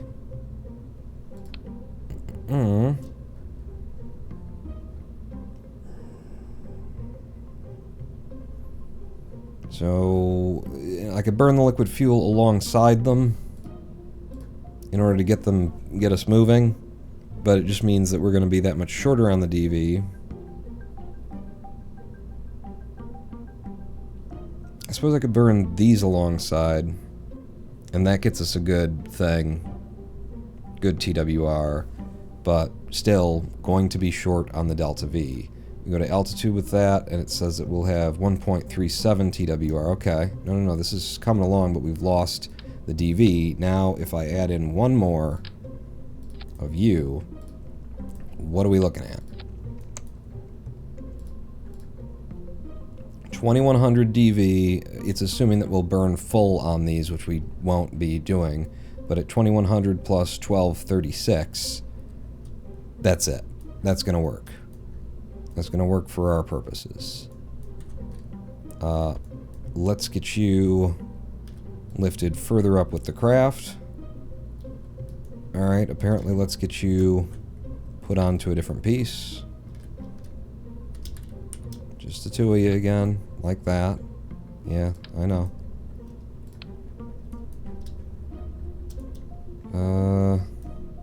Yes.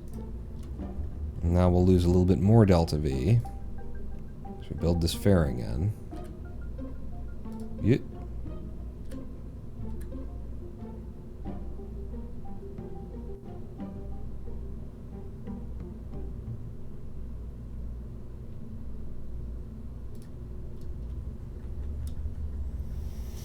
And that's the fairing that will keep us structurally sound as we go up.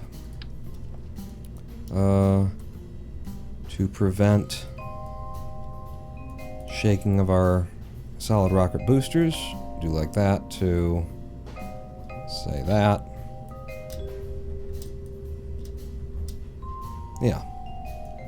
Okay. So, walking through it one more time from sea level, 1,230 meters per second in DV with 1.25 TWR. We then drop those when they're out. We're going to be burning these little Cub Werner engines alongside them in order to get the TWR that we're looking for off of the pad, and we'll scale those back as we go. And we transfer over at altitude at about 12 kilometers, which may be higher if these readings are anywhere near correct. We'll be at a TW over 1.32, which is a very good transition over as we drop the SRBs behind us with another 2,074 meters per second. We're going to assume that that's actually going to be more like 2,100, and 2,100 plus 1,230 gets us almost there. If we get up into space and then drop all these fairings, we're going to be getting a lot back for our final circularization burn as well. Should work out pretty good, and even if it doesn't, we're looking at, in our main stage, 2,013 meters per second of Delta V. I'm sorry, 2,222 meters per second of Delta V to be our transfer stage to Dres, plus 1,691 on the satellite. I don't know quite what we need, but I think I've done good in my guessings. In my guessings, I feel like I've done a good. The engine for our transfer stage there is what? It's a Terrier. That's not a fast burner at all. And then your engine is your engine, the engine you have, is a Spark. Wow. You have adapted well, Pawn. I will roll another doink for this launch. I'm short on doinks, man. Okay. That's ready to go. and I'm ready for a live stream break. And also, this is reported by our... It says that it's like a 300-day mission or something. So I don't want to like let 300 days in the program go by. We're going to need to like launch this and then carry on with our lives a little bit, I think. You know, not entirely, not just forget about it and that kind of a thing, but like I don't want to push an entire year past. There's other planetary launches that we could be doing within that 300 days, if that's correct. So, what do we do after this? Well, we do the live stream break, and then we figure that out during the live stream break, and then we come back here. I don't want to lie to you. I'm not going to figure that out during the live stream break, but I will be back here in 7 minutes, and I hope that you'll join me for actually launching the damn thing. So stick with me. After you pee, grab a snack and that sort of a thing. Pawn, not out.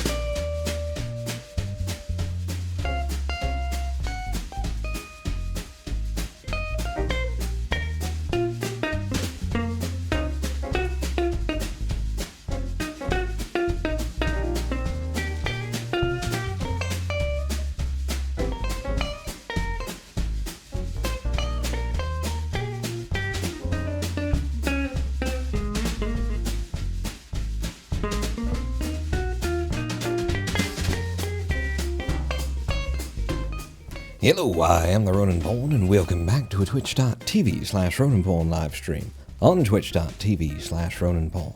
We're Kerbal. That's just what I say. It's convenient. I don't have to come up with something new. We're Kerbaling. Oh, are ya? On this all Kerbal live stream channel thing that you're doing now? I was thinking about maybe playing, like having a one-off of just doing an Island and Islanders. The very good game that I highly recommend, Islanders. You know, little pocket game. I think it's like $5 or less off of Steam, and just a simple set of rules. You place your items down, and it allows you to build like the next thing. It's not like super heavy resource focused the way that some real-time strategy games are, kind of a thing. It's just turn-based, almost card-based. It deals you out the things that you can have, and then you try and get enough points to unlock the next, deck deal. And as you're doing that, it's unlocking the ability to go to the next island. All the while, the main concept behind the game is that every island that you make is then thrown away, ultimately, when you move on to the next one. You don't get to go back and look at it. So if you liked it, take some screenshots or something. But it's a very sort of making a sand art, knowing that once you're done with it, you're done with it, and you go, and then you make something else. Very, very zen type of a thing. Highly recommend it, and I was thinking about playing one island on the stream as a one-off at some point here, maybe as an extra stream, not interrupt our Tuesday, Thursday, Sunday things, someday when I'm feeling it. Because right now, in Islanders, where I left off, I'm about to beat my high score of how many islands I've been able to chain together. It gets harder and harder to unlock the next island as you go. You have to get more and more points, and I'm deep in at this point, and making one island does take me about 3 hours, so maybe it's something to bring to the stream. But what we've got going right now is Dres is just about into the right position for us to leave, and didn't really see that coming, but we modified an Eve ship that just manifested itself into our collection. We don't know what happened. A lot of drinking over the holidays. Blacked out for 100 days, came back, there was a Dres ship, there was 1,500 science. We don't know where it came from or how it got there. But yeah, that sounds like I did something off stream. That's not what happened there. You'd have to go back and watch the VODs on pawnlive.ronanpawn.com. pawnlive.ronanpawn.com. All one. It's a URL. If I didn't say dash or underscore, then don't put one in, you idiot. Or a space. Jesus. God. Launch that bitch. Do we launch it? Is she ready to be launched? Really?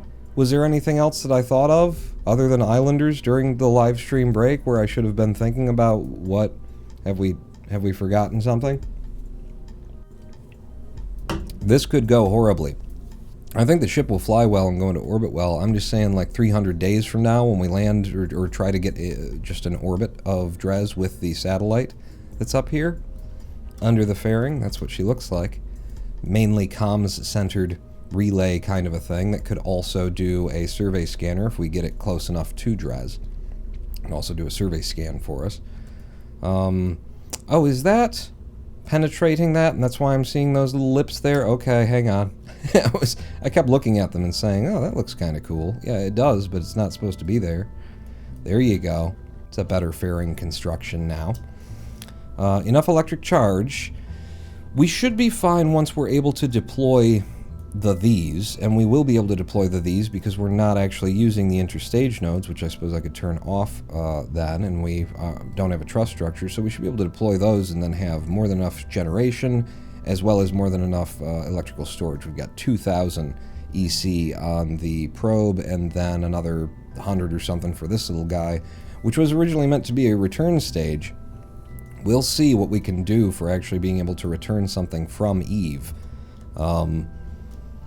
once we've launched it out there. But the amount of Delta V that I've put on here is just me crossing fingers and hoping. I think we're ready to go.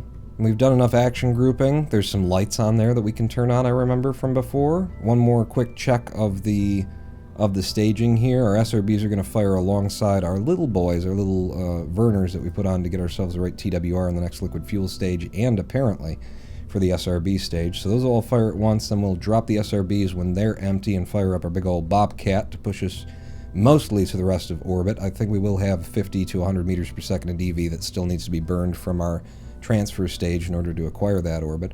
Once we're up there, we throw the 2 fairings off, so we're not carrying that weight. Then we separate the lifter stage, and we're onto our transfer stage entirely. And then when we're out at Eve, we detach our satellite from our payload from its transfer stage, and then when we're coming home, if that ever happened, we decouple the we decouple the fuel tanks and engine that we've been dragging, throw them into the atmospheric Kerbal, and then pop our parachutes as we're coming down. That looks like a good staging to me. Capcom go, weather go, staging go. Put her out on the wait, we're early. Well, we'll put her up early and we'll go around the planet a few times and then we'll launch her. Oh, it's the middle of the bleeding night too. It's going to be a night launch, apparently. I think it's the middle of the bleeding night, if I recall correctly. I recalled correctly. Who saw that coming? Certainly not me, Vaughn. Houston's here, and he's apparently monitoring the comms channel very closely. We're going to need full throttle to get us off the pad when we fire up those Cubs alongside everything else. So SAS on throttle to full. We'll have a little F5 here. What's up, bro? How you doing? Hello, Jessie J92. Doing good. She stands. Yeah, she doesn't fall over. So step 1 handled there. Now we just got to push her to orbit. Houston, can we get a countdown? In 3, 2, 1, fire. And she's going. Okay, that's decent. Seem to be holding correctly on the ball. We have reduced from the last launch that was based off of this same kind of design our atmospheric or aerodynamic fins down to 3 from 4. But it seems to be rolling down the ball very nicely. I don't need to keep burning the liquid fuel end of things alongside of this as harshly as I am right now. I also don't want to turn down too damned fast here. Solid fuel has a long way to go in terms of getting where we need to get. Just going to hold on the ball for a second here as we're dipping down. And I think I'm going to back off those Verners even more. Yeah. Good, good, good. And keep turning down the ball ever so subtly. Hold there. Solid fuel starting to come to the bottom now. Just a few seconds remaining there. Drifting off of the 90 a bit. I'll pull it back over. Okay, gonna go full on liquid fuel as of now. Dropping. We've got a drop. I'd like you to follow prograde at this point. What are we looking at on our APWAPS? We've got 24 kilometers on the APWAPS. We're at 16K ourselves right now. Following prograde as we slowly turn over and roll down the bubble. Nominal trajectory. I smile if I get past 100 meters per second without a spin. That's a lot of us do. 33 kilometers on the APWAPS here. Liquid fuel, just through about a third of it at this point, down to 35 degrees on the bubble. We're about 10 kilometers behind our APWAPS, which is a good way to be. I wouldn't mind turning this down a little bit more, so I'm gonna pull it off of our prograde because I want to keep burning for as long as we can burn in Atmo. Yeah, as a matter of fact, I might go stability assist here so that it stops fighting me, and I'll pull it down more. 47K on the APWAPS now. Yeah, pull us down, pull us down. A little bit jiggly. SAS is a lot of different points doing it. I'm going to put us dead on the horizon and just burn. 51K on the APWAPS, past the halfway point on our liquid fuel now. AP still coming up. 53 on that app, starting to make me think that I might need to pull up to make it into space with this burn, but we're at 1600, 1700 meters per second now. Rolling back up to 10 degrees on the bubble to try and make sure that APWAPS gets up there before we're out of liquid fuel. 59K on the app, 60 on the app, 61. I think we're going to hit it nicely. Okay, yep, rolling back down. APWAPS in space now, killing the engines at about 73.5, and following prograde for the rest of our way up. That was a very good ascent so far. We've got 300 meters per second DV left in the craft with a periapsis embedded in the planet of 184 kilometers.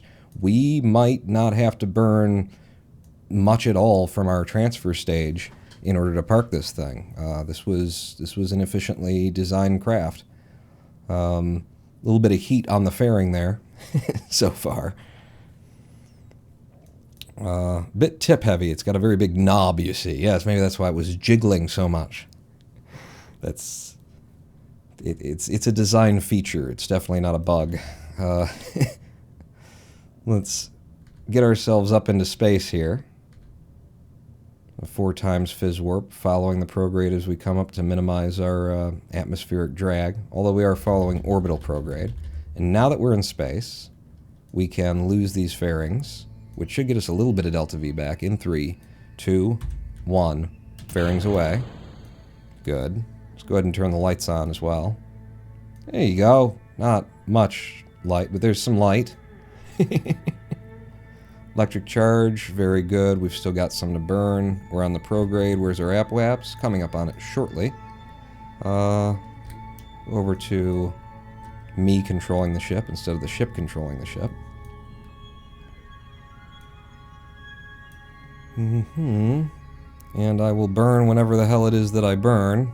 318 with the negative 184. See how this works out. A little bit off of equatorial is my guess based on where these other rings are, but those other rings could be off. This one looks like it's the one that's off. Okay. Burn full. Whoa. Whoa. Whoa. Follow prograde. Whoa, whoa, whoa, whoa, whoa. With the shaky and the wobbly. Can you get back to your prograde? Holy crap. Yeah, too many things that really needed to be strutted a bit more. Can you get back to your prograde, please? I'm giving it a little bit of burn just to try and get there. Losing the APWAPS now. Burn. Burn more. F. Pull up. Periapsis is arising. Let's burn more. Just whatever I can burn while keeping her stable. There we go. APWAPS coming back to us now. Periapsis is above. Let's not send it too high because we do have to drop these engines into the Atmo. 41 meters per second of DV remaining, and we might as well be parked in orbit right now. Can you get to your prograde? I'm going to drop them at 57 and say that that's fair enough. So F5ing from here and dropping our lifter stage. Lifter stage is away. Terrier is ready to go. Finish off that periaps, and we are now in a circular-ish orbit of Kerbal. Okay, with 2,210 meters per second of DV to get us to Dres, and ultimately take us home if we can make that happen for at least one side of all of this. Yeah, so there's our craft. Transfer and probe. So now what we'd want to do is deploy all of our things. So 8 is comms. And out go our little boys. We've already got these there for comms as well. But then we can deploy our solar panels.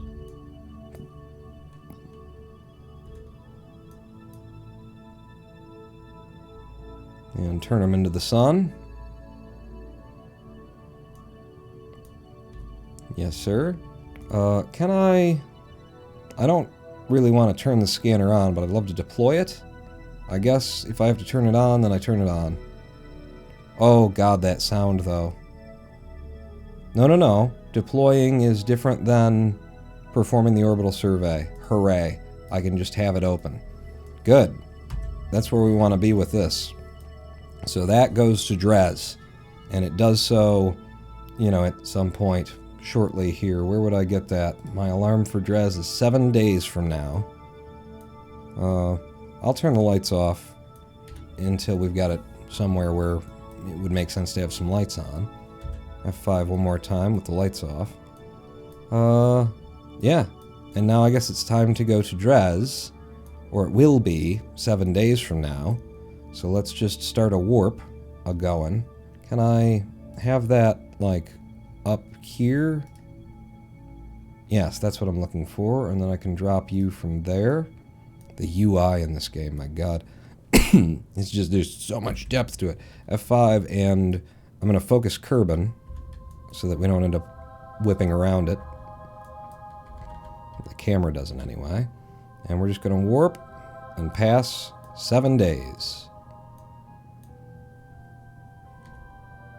6, 5, 4, 3, I'm guessing, 2, 1, and we have 4 hours to leaving for Dres. So let's just look at that. If I zoom all the way out, we should be seeing Dres at apparently like an 84-degree separation from Kerbal. So if we put Kerbal at a 90 with the sun, boom, but boom, we would want to be seeing Dres here. So we just say close enough, you know, maybe the game is wrong, maybe the internet's wrong, who knows. We set you as our target, nonetheless. And start trying to make a maneuver. Now, if we're going out from Kerbal, then aren't we supposed to be burning from... We'd be burning from this, and then from this side, from... If you're going out, then you burn on the out, or you go from out from burn on the in. I suppose it's that way because we're going around the sun in that direction, so we want to create more direction just going that way. Yeah. So add maneuver there. And then we're going to zoom way the F out. Way the F out. And that's where we're headed to. Put it in alignment with the images that we were looking at earlier. A little bit, anyway. And then head over to our maneuver node and start increasing our prograde by a lot. We need 950 to exit the SOI, and then we need another 600, apparently. So 950 plus 600 and something, so it'll be in this sort of neighborhood right there. And then we just need to figure out when it is that we're supposed to leave Kerbal, which we can do by moving our time of leaving around the planet, like so. And this should be a little bit early of... We're 4 hours away. So if I whip around the planet a few times, we can see the node in T-minus at the lower right of the nav ball over there. I'll just put that forward to 4 hours so we can be leaving at the, you know, exact best time the game suggests anyway, would be correct. 4 hours and 10 minutes away. Keep a-clicking.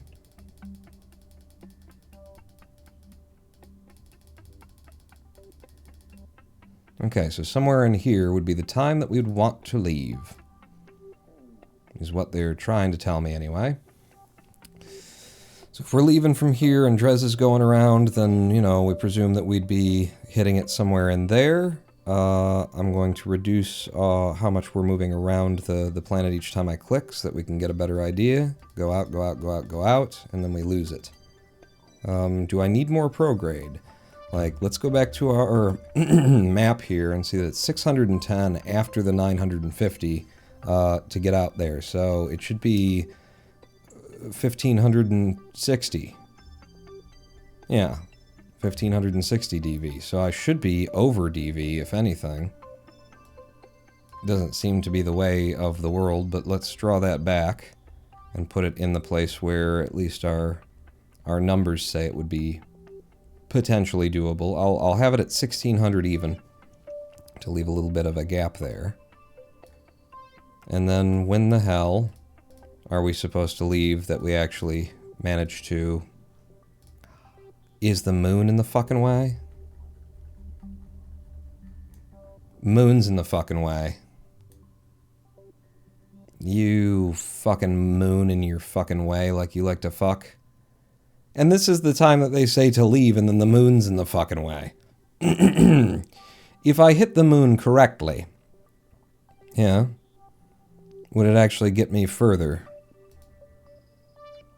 You know, if we did a little Hohmann transfer here. A bit like that, like that. Which side would you be if you wanted to kick out and get more speed? You'd want to be on the leading edge of it, right? No, you'd want to be on the outer edge of it, because then you get the speed coming around in its direction and you leave in that direction with it. So if we did that, is it possible to Hohmann transfer the shit out of this thing? Like, where's our trajectory showing as we leave Kerbin's SOI? Maybe I need another layer of conic patching in order to see that.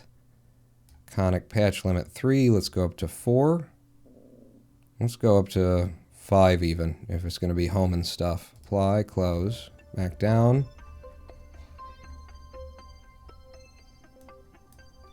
Yeah, there you go. Now you're getting a kick. So back to the maneuver node, if it's in there somewhere. No, not add a maneuver. The one I've already got, actually you can click right over here and it'll pop it up for you. And then zoom back out. So now we should need less than what they were saying, unless our Delta V map is actually implying that we're supposed to do a Hohmann transfer in order to get there. But I don't think it would. Would it do that? Would they say that? Again, pull you back up and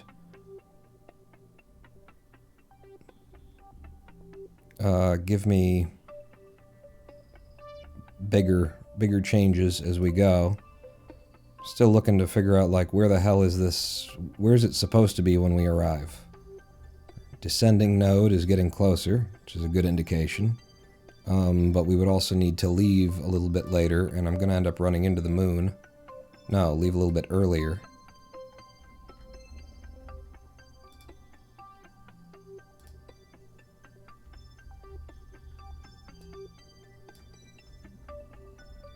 Alright, if I just blow out until we get a... So, that'll be there when we're here. So does that actually mean we want to be getting there later? Because if you're there... I mean, we'll be going really slow, but that would be like out here or something. If we leave earlier... We can get back down to that. And as I make adjustments... We're up to 1900 meters per second, which is definitely not what we're looking for here.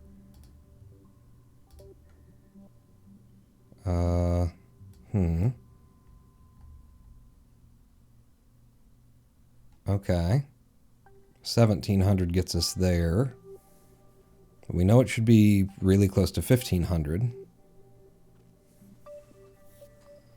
I mean, if we hit the moon and then do the second burn from the moon, then that's a thing as well. We need to get there faster, though, is the thing. Either faster or be coming in later. So that would be, we need to get there faster.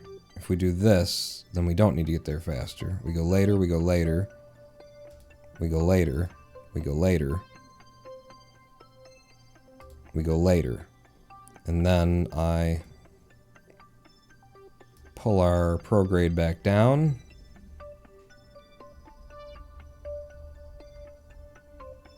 No.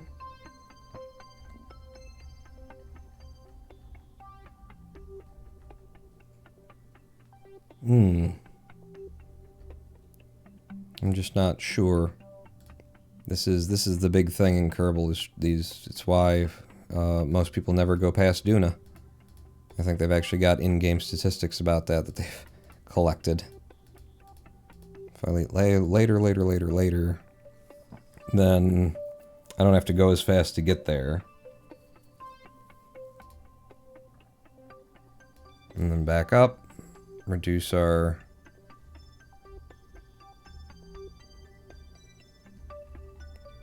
DV. No, it's not anything. Are we that far off of Dres's inclination that it's a problem just to see what we've got? Maybe that's the issue here. How would I resolve that? Just for the sake of, like, planning the transfer. Let's say we get solar add another maneuver, and then from here, I pull this up.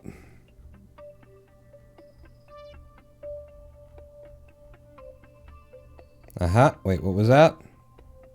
What was that? Something in here. I'm rolling slow. Alright, do it from where it works. Aha. Aha. Now we're getting there. Now we're seeing the kind of thing. And we are getting a little pass from the moon with this. So then if I... That's us. And there's Dres. So yeah, we want to bring it in.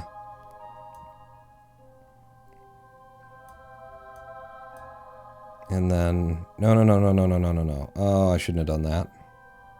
Because you're adding the prograde and the retro from the wrong place here. I just wanted to do inclination adjustments with this. So if I put you more or less like there, on the inclination adjustment, I go back to maneuver 1, and then I change our prograde here. Seriously? Seriously, brah? Give me you again. And then from maneuver 2, trying to find the inclination where we actually see Dres exist. You're way the fuck out there now with this amount of delta V. And that's it, and that's us. So we're still like past it when we get there. Very low amounts of delta V required at this point. This is great. I'm liking what I'm seeing and all.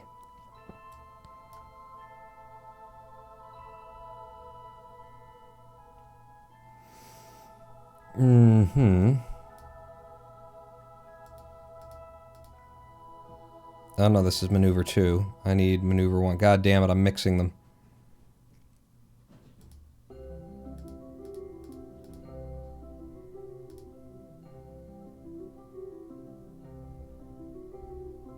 Alright, give me more authority over this for as I adjust it. So putting a little bit more prograde on there will get us there in more reasonable something. But then I do need to get this inclination right.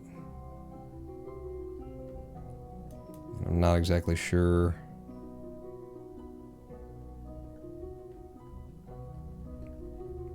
in what direction I need to pull it.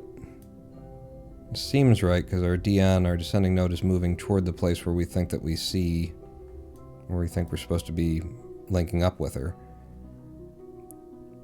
Damn it, I know I'm not supposed to be doing this from in here, but look at me doing it anyway from in here. Now you're way back there.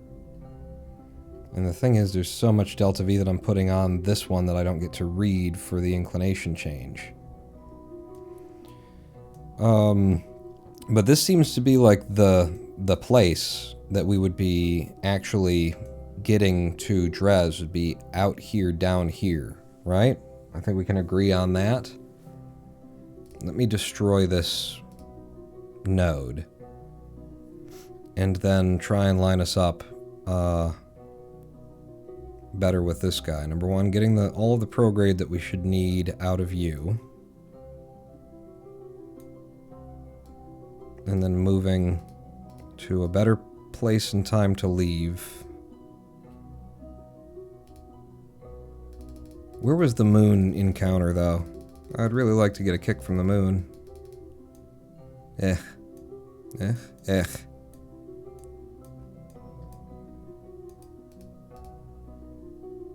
Put the 1560 back in place.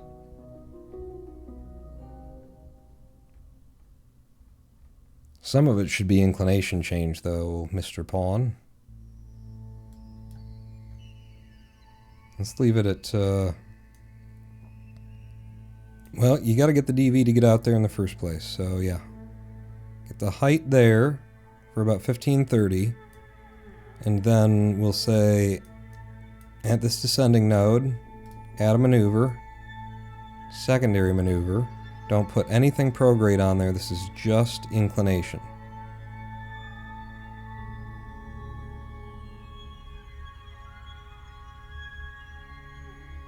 Boy, that seems like it's going to be a lot of delta V to change that inclination.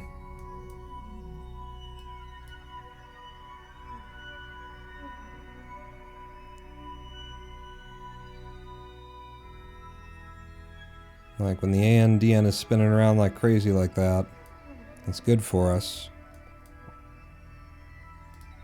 Back to the first maneuver. Give me a little bit more prograde.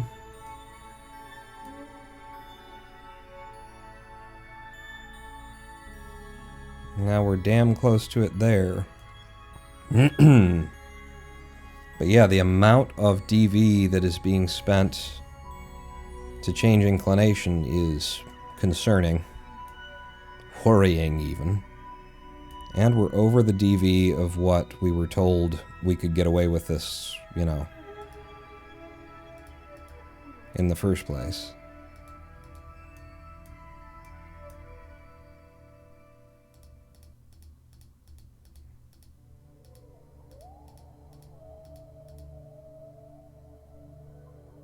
Still on maneuver 1. Pull you back down, and I see absolutely nothing.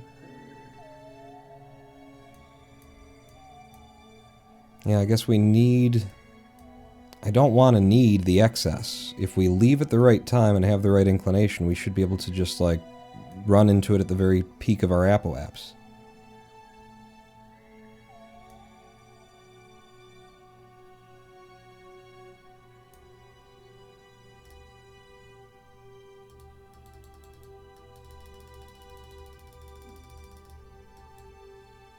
Let me see about this. Aha. Aha. Aha. And go back to the first maneuver. Oy, right? Kerbal. It's Kerbal, alright. Try not and block you guys' view. So back down to a very tiny amount for us to leave at a slightly different time.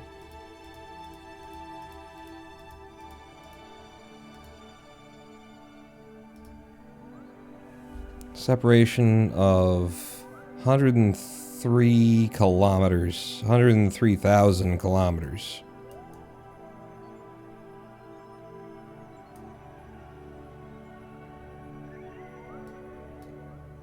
And if I take a little bit more off, if I put a little more on.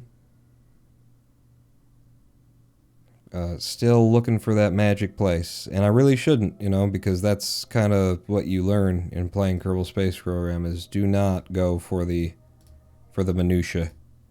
Don't go for the tiny adjustments. Just get her close and go for it.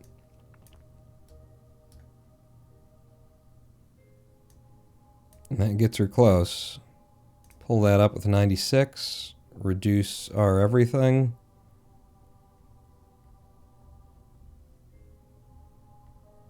And we've got an encounter. I don't know what's happening there, why we're losing information. Separation of 32 million. Can I go back to when this interface was working? Was it ever? Well, who's to say, really? Say our separation is now 15 billion, but you're also showing an actual encounter, so that's cool. Let's head over to Dres. Focus.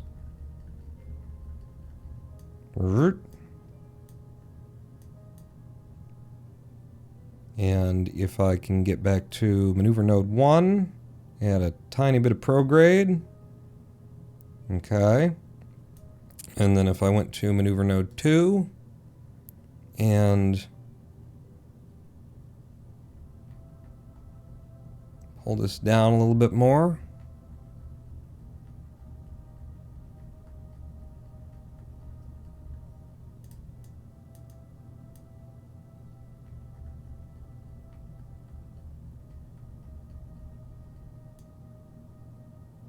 Okay, and then back to maneuver node 1. Tiny bit of prograde, tiny bit of prograde. And when we zoom out to see where we are in terms of our apoapsis and everything, you know, we don't want to be going ridiculously faster than Dres when we get there, because we got to slow, you know, that speed down. So what we'd really like to see is that we're at Dres just as our apoapse is hitting the damn thing, but the interface here doesn't know what the fuck to show me. So, landing on Dres? No, just trying to get a satellite nearby. 1.9 million. I don't know. But we've got an encounter. We're showing 1,518 meters per second, but that is just on the first node, the node where we don't make any inclination adjustment in order to get there. So we don't know what the inclination adjustment is, but it seems like it's going to be significant, which I'm not loving. We're going to F5 since I do have those two things saved there. Our node is coming up in 3 hours, 53 minutes. And our leaving for Dres time reads as 3 hours, 53 minutes. So, yeah, we're leaving within 10 seconds of when it says we're supposed to leave. I'm sure we could save a couple of more units of Delta V somehow, but I don't know, and this is as close as we've gotten. So we're going to try this. We're going to try burning for Dres this way. It is a burn of 4 minutes and 11 seconds, which will split into 2 minutes and 5 seconds either side of it, I guess. Something along those lines, and hopefully we get... I mean, this is just burn 1, and then there's an inclination change, which does make more sense to do from somewhere. Maybe not this far solar, but to do later. I'm not sure. I'm just happy to get something. UI doesn't know what to show you, so just another day in KSP. Indeed. No luck. Not a lot of skill either, honestly, if I'm saying it. That's what we're going to go for then. Stop me now if you think you should stop me now. Alt F5. Stop me now. Save.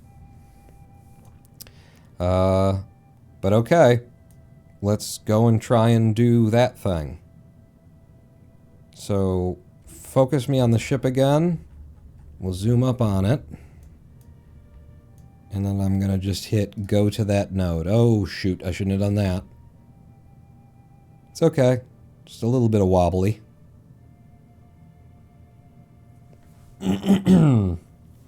Hopefully the auto warp stops us with enough time to actually do the maneuver. And it didn't. It didn't. So I kind of just wanted to test that. Our node is in T-minus 0 seconds. Is it, though? Boy, you can't trust this game for nothing. Like, that's problematic right there. Because I don't know what that node is then. I'm going to delete the other node and see if that helps. If I go to maneuver node 2 and delete it. Plus 24. It's when you leave warp running for a year plus to get a window, you know you fucked up. Oh wait, that's us. I thought that was us. So it was right. I was looking at that and going, we're miles behind it. But Kerbal did fuck up in that it delivered us directly to the node instead of stopping us. You know, it used to be it's supposed to just stop at least 2 minutes before the node. Because apparently they don't trust their ability to, like, divide by 2 in terms of seconds and or, you know, leave you far enough away out so that you could commit the node. This taking us right up there when we needed a 4 minute, 11 second burn is, that's Kerbal for you. We F9, because you can't trust the game to do the functions that they built into the game. We F9... I will again, I think, well, no, I'm going to leave that maneuver node where it is. We're going to, I'll use some of your warp to get, no, I won't. I don't trust you at all. Focus Kerbin. And we'll just start warping around. 2 hours to node. 1 hour to burn. 1 hour now.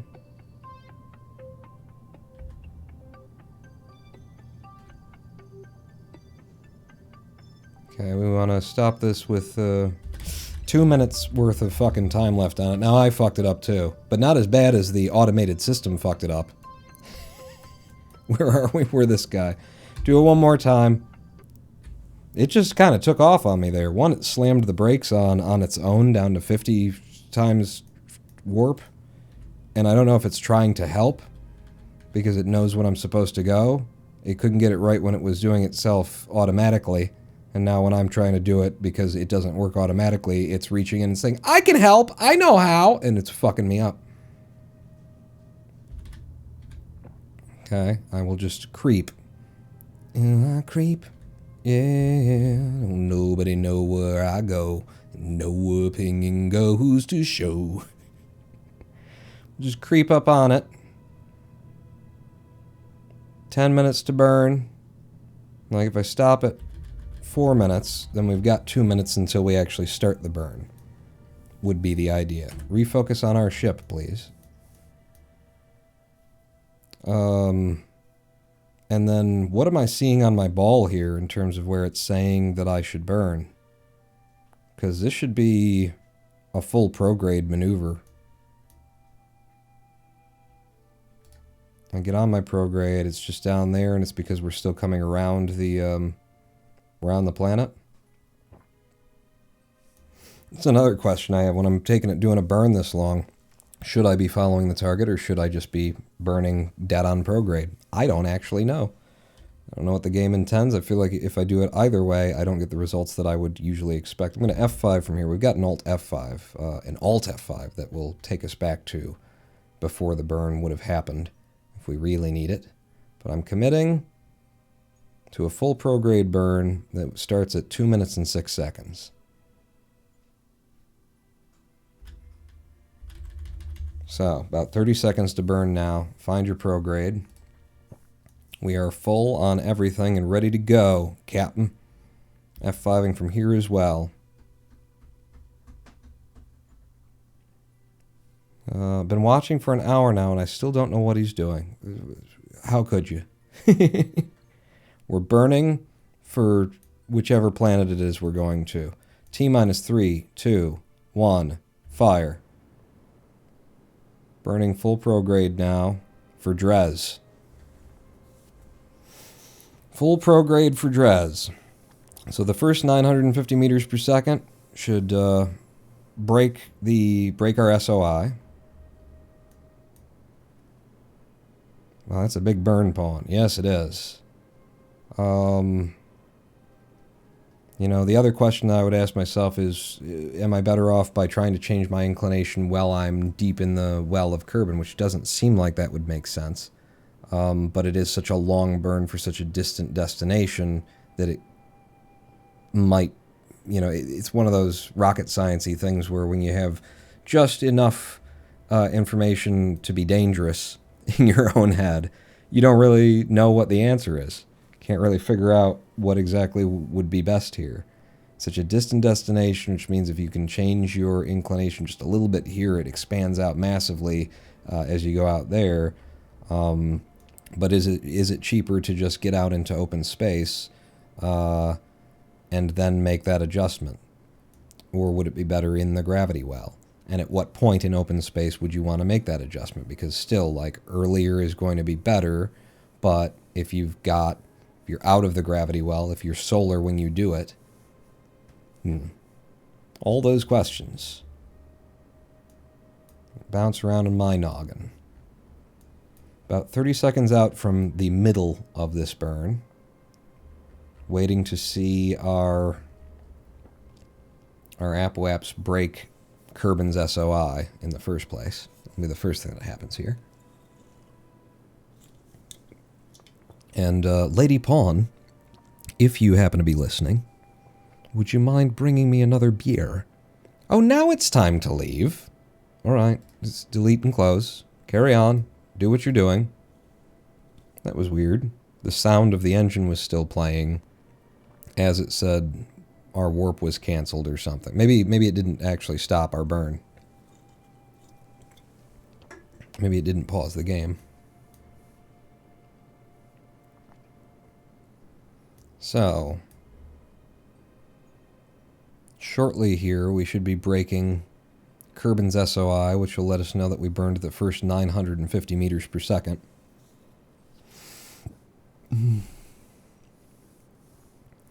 Your note has a lowercase t for time to leave? Really? Okay, and we have broken Kerbin's SOI.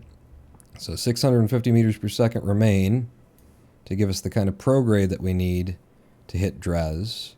However, we will need a massive inclination change, which also makes me wonder about, is this really the best time that we ever have to leave for Dres if we have to do that big old inclination change at some point.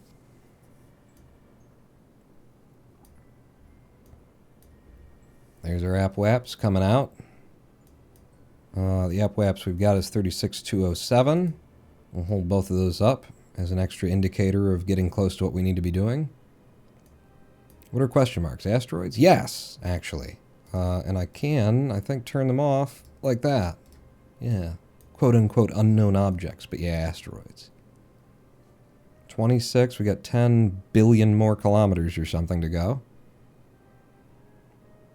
We're definitely coming near to the end of this burn now. It'll be about the time for something to just straight explode, or, you know, we just find out that we slammed into Kerbin. Did you try and pass through Kerbin again? I told you not to do that. 34, 35. 36.2. Now, it says we need another 100 meters per second. We are a bit off the period of where we were supposed to go, but we have the AppWaps that we were looking for.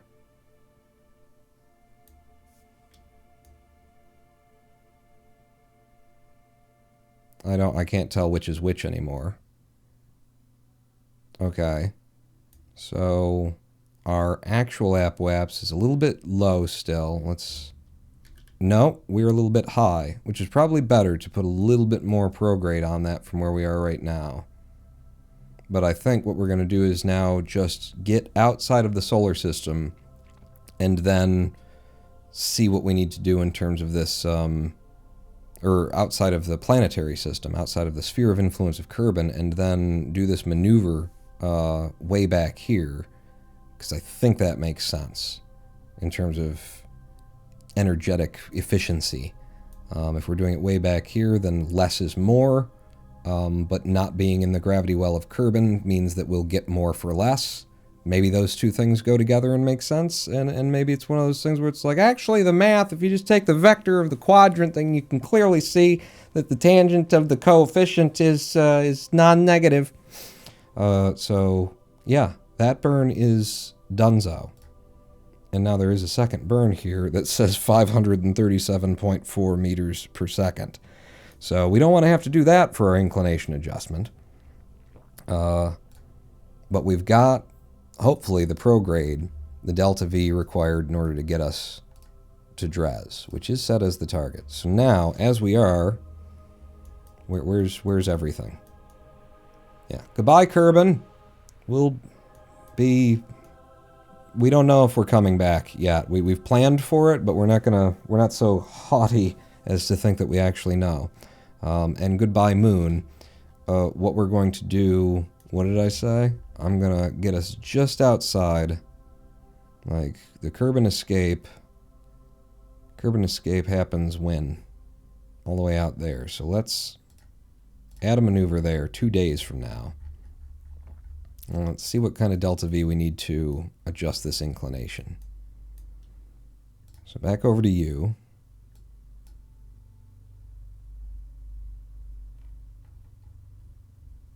And oh my God, that's horrible to see how little effect any of that is having. Because it means like it was 500 and something doing it from the other place. You're not even...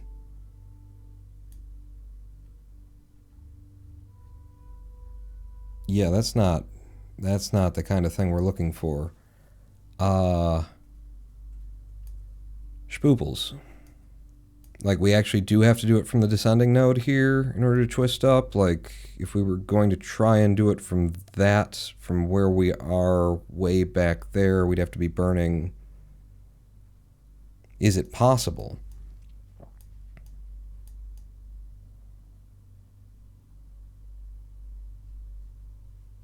I wonder what this is supposed to look like at all, really. I put you at the descending node again.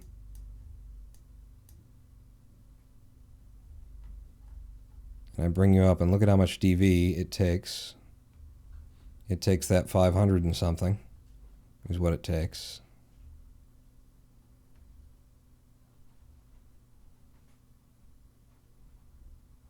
And I saw a little tick at one point, but I guess we're moving too fast to see it now. There you go. 500 meters per second. So this is just not right. This is not the way you do this sort of a thing.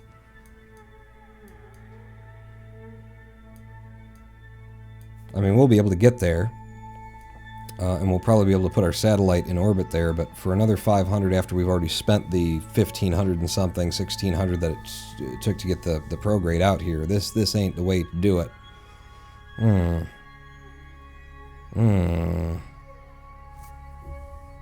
Do you just try to make your inclination adjustments back here while you're doing it? Or did we leave at such an angle and such a time? Like, Dres is at such a high... How? Just how? How do you not spend the coinage to change that inclination, you know? I mean, it'd make more sense to try and meet Dres when it's there, but it told us to leave here, so we left here.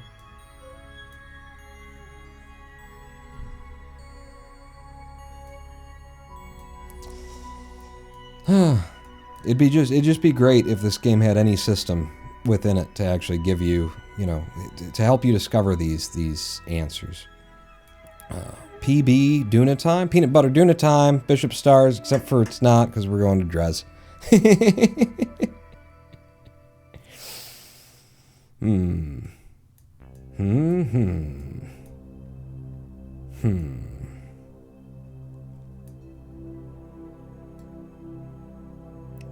We leave at points earlier.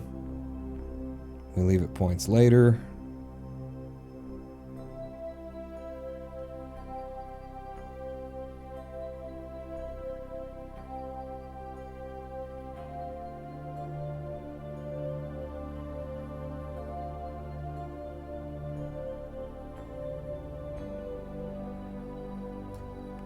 Like, I'm just, can we make that better?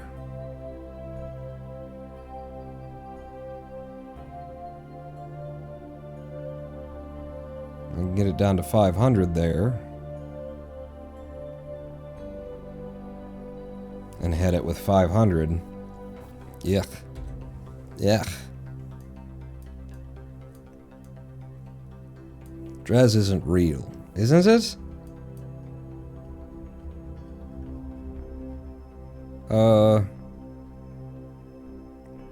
From within the gravity well,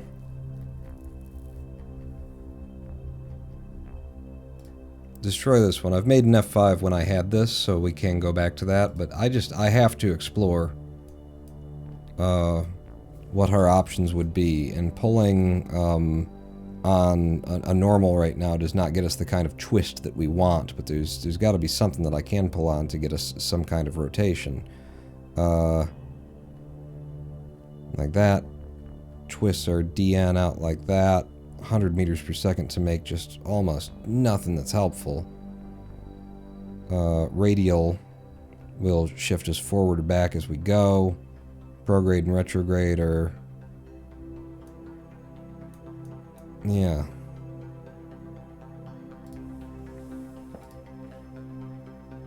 Are we spending...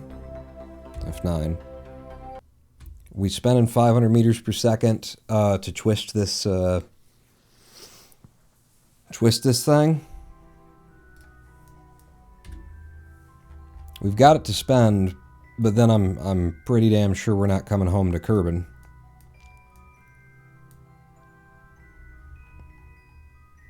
I'd just like to know if there was something that I could have done in the first place. Like, do I adjust my inclination around Kerbal in the first place so that when I'm leaving on the same, and how would you do that within this game, and etc. and so on. Good lord, basically. I guess that's what we're doing. And that next node is 300 days away, and then Duna, arriving at Moho, is 1 year, at year 3, day 185. So it's 1 year, 223 days, the better part of 2 years away to get to Dres. 1 year to the maneuver that we would make to adjust into actually being able to land on it. And we don't want to just warp to that, you know?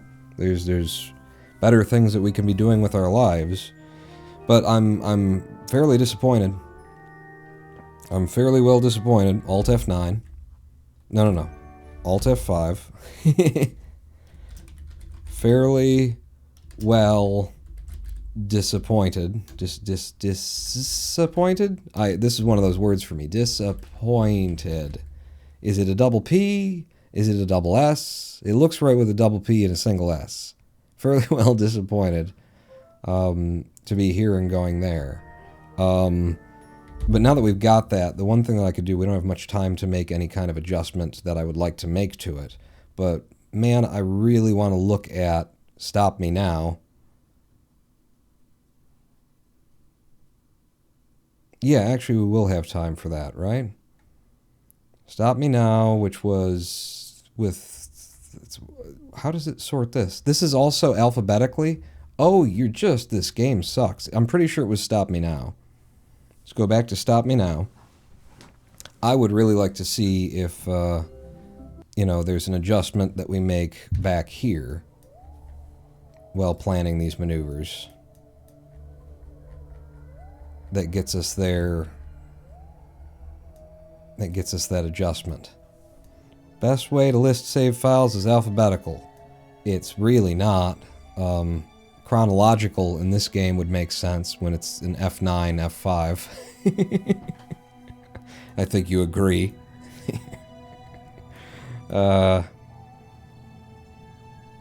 So, if I grab you, and we've got the 2 nodes set up there, if I remove that entirely, and then we're looking at this, is there something that I could do so that this makes sense in some way, so we're leaving in a direction that isn't wrong? And it does not make any sense to me that that pulling on the normal would work any better while we're doing the burn. Also, it's not allowing me to, so there's that. Hello? Okay, what? Okay, there you go.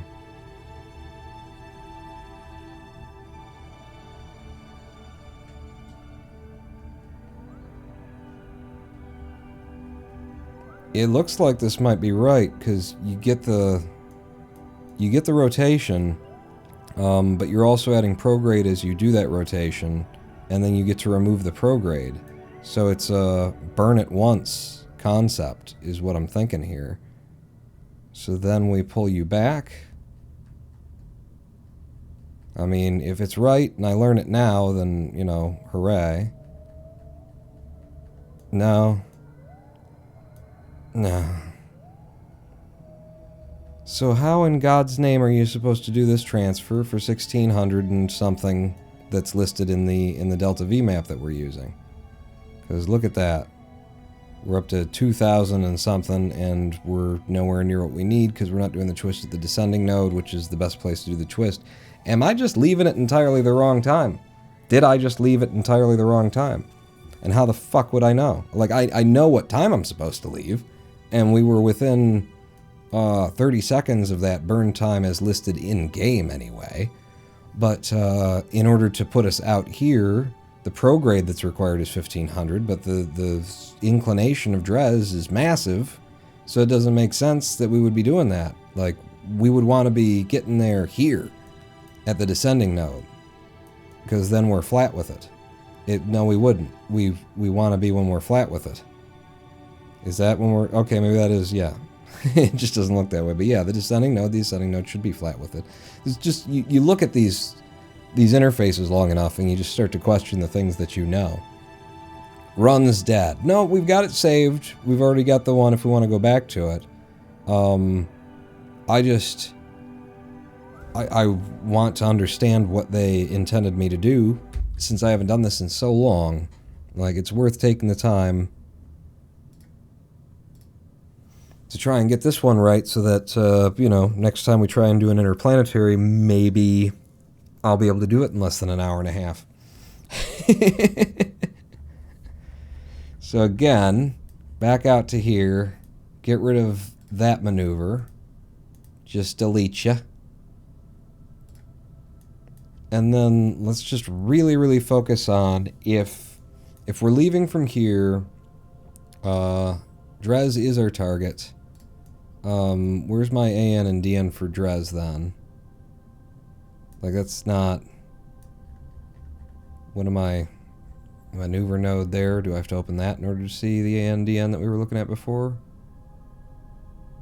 That's... Why can't I see what you allowed me to see last time? Where's I'm just gonna unset you and reset you.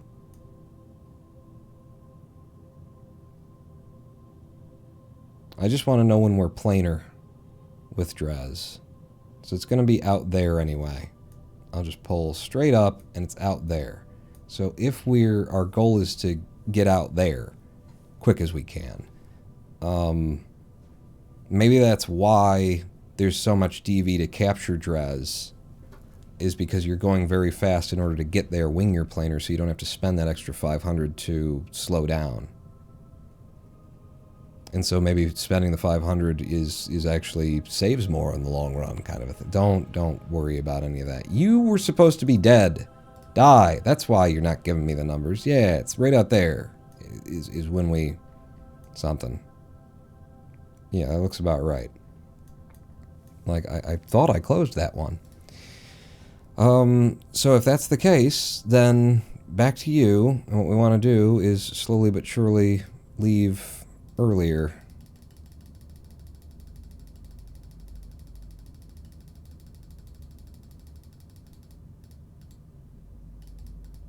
That gives us a nice kick from the moon, apparently. Don't get distracted, Pawn. Just keep going. You leave earlier so that your apoapsis is going in the direction that you want it to go.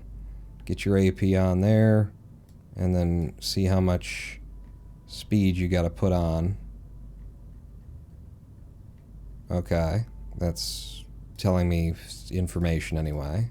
So then leave later, leave later, leave later. You're already at 2048.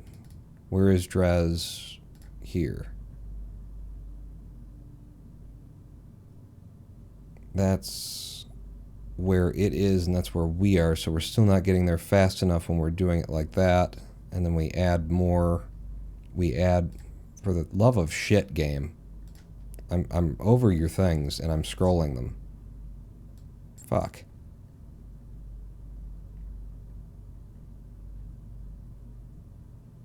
I mean, what it's looking to me like is whether I get there fast when we're planar or slow and have to change.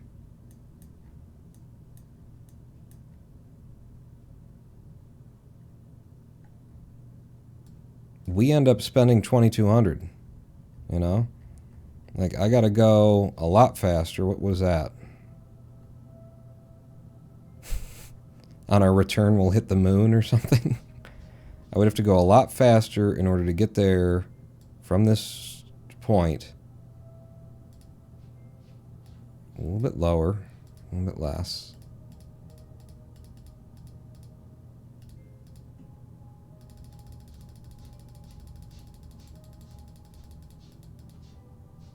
Then you're all the way back there. You gotta shoot past the son of a bitch.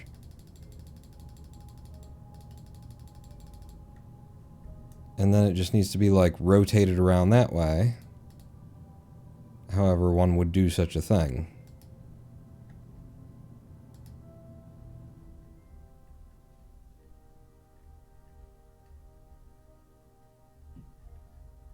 So you see what I'm trying to do? Maybe.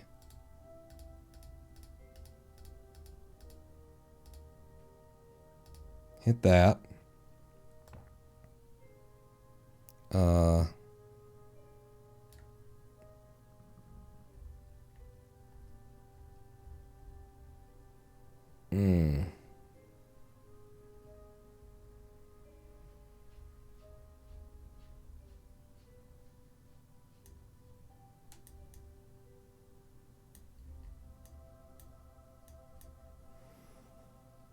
So if we did the last maneuver in 1500 and something DV, and then we have to add another 500 in order to get out there, then we're talking about 2000, 2100. And what I'm seeing here is that in order to have the speed from the position that we are in Kerbin around with Dres being where it is, if we wanted to get out there when we are at the same plane with then we have to go that fast anyway. We still have to spend that delta V in order to get up to what's looking like it would end up being more delta V in order to get there on time. And then when we get there on time, we'll have a ridiculous amount of speed relative to Dres that needs to be scrubbed down. And none of that seems to make sense. Like, the reason we're still sitting here looking at it and doing it, and I guess I'm about to go back to what we've already got, is that this just doesn't make sense. It doesn't seem like this was the right time to leave for Dres at all. It doesn't seem right. It seems like the time that we should be leaving for Dres, even though the game is telling us now, is further back, or like Dres. Maybe it's earlier, so that Dres is, where would we be? We would want to leave later. We would want to leave later than this, because we'll be further around the sun. Dres will be up there, and then we leave, and then no, because when we're burning. In the other one where I've got it set up, and we need to change for our inclination, the reason we need to change for our inclination is because we're coming in at like one of the highest points right there. From here, with the lowest amount of delta V to make the transit, well, Duna is there, or well, Dres is there, leaves Dres there for us to wind up there. And just a better way for this to be would be if Kerbin were, if Dres and Kerbin were lined up in such a way so that when Dres is here, we'd be leaving when Dres is like way back here and we're over there or something like that. We'd have basically the same angle that we have now, but at a different point in the yearly orbit, and then we would end up there when we've got the right inclinational adjustment. How can Dres have AN, DN if it doesn't exist? Nothing exists, or everything exists. And so, it's all conception. We just have to imagine that it has it, and then it has it. Upon runs dead, might as well explode everything. But, like, am I crazy to be sitting here saying that? That this is just a stupid time to leave for Dres? That this doesn't make sense, considering how much delta V will be required in order to adjust inclination in order to get to Dres. You would want your planetary transfer windows to be leaving when they are at the ascending and descending nodes. I'd recommend waiting 38 years when the alignment matches the plane. 38 years? Is that what our delta V map is then built around? Is the idea that there is one moment in history where the alignment will match the plane and it'll be the right time and that sort of a thing? I'm, like, having explored that, my brain feels better now. The V map doesn't take plane into account. Well, then it's not really helpful as a delta V map. This is how much delta V map you would need. It's like the periodic table. As long as, let's see, energy is equal to mass times speed, so as long as there's no rotation in the universe, then these numbers work. Here, you could base this on your periodical table off of that. That's what all the elements are, except for none of them are ever in that condition in an actual universe that exists, so it's useless. But it's useful, but it's useless. So here's a delta V map that so long as everything exists on a two-dimensional surface, which it doesn't, then you'll be fine. It assumes you will launch at the correct angle. And how would I be able to line up launching at the correct angle with something that I'm going to be encountering 3 years from now? But okay, a launch at the correct angle. I'm just like, and then what in the game? How would I do that? Is it another thing where you just like get ready to launch, you come out here and you eyeball it?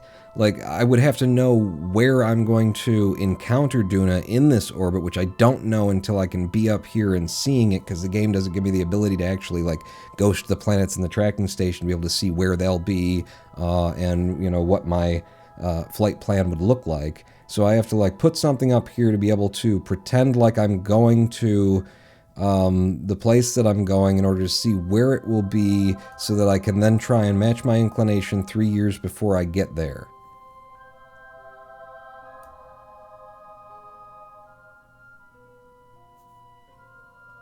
Launch at Dres orbital plane. You want to expand on just launch at Dres orbital plane?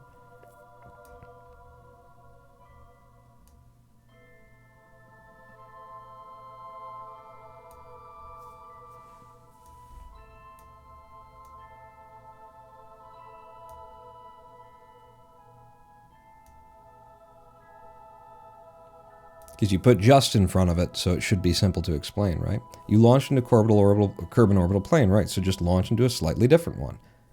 Okay, and how do I do that? How would I? Are you saying it's as simple as you do just eyeball it? You just like from down on Kerbal, you're sitting on the equator, and you come out here and you go, all right, let me see. So Dres is kind of like that. And so if I zoom back in on Kerbal, then I want to do it. So it's that line. Oh, now it's disappeared. But it's that line. So I want to wait until, and then is it going downward or upward from that point? And I mean, you use a computer, protractor. Okay. Did they put any of that in this game? Is there a protractor or a computer? So what we're saying is it's Kerbal Space Program. It's not possible without somebody else already doing the math for you, or you just looking it up, right? You just look it up because somebody's already done the math. So it was fairly well disappointed. Is still apparently the most efficient thing that we can get from here without information that we don't have in the game. I can't imagine. I cannot imagine. In any event, it's on its way. It's heading out to Dres. And I know people do it. I just don't. I can't imagine in this game how you would do it without going outside of this game. I can't. And then I wouldn't know where to go to get outside this game. We can't even find, like, trustworthy images of when we should leave to get to Dres on the internet from one source to the other. God knows Kerbal's wiki wouldn't just fucking up and tell you. They didn't even want you to have Delta V readings when you were building things in the VAB for the first 11 years. I always used Mooner Gravity Assist, and it helps you adjust your plane without as much DV. We certainly looked at that, but that's even more advanced, right? That's even more advanced from the idea of a new player trying to get into interplanetary. This is why people do not play this game past Duna. They just don't give you the tools that you need in order to be able to do it. It's certainly not simple, no. But you know, it's a teaching game that they sell as an educational device that doesn't have any of the tools that you would need inside of it to be able to teach anybody. It's brilliant. So if I do that, then what's this? I've made an alarm for that maneuver.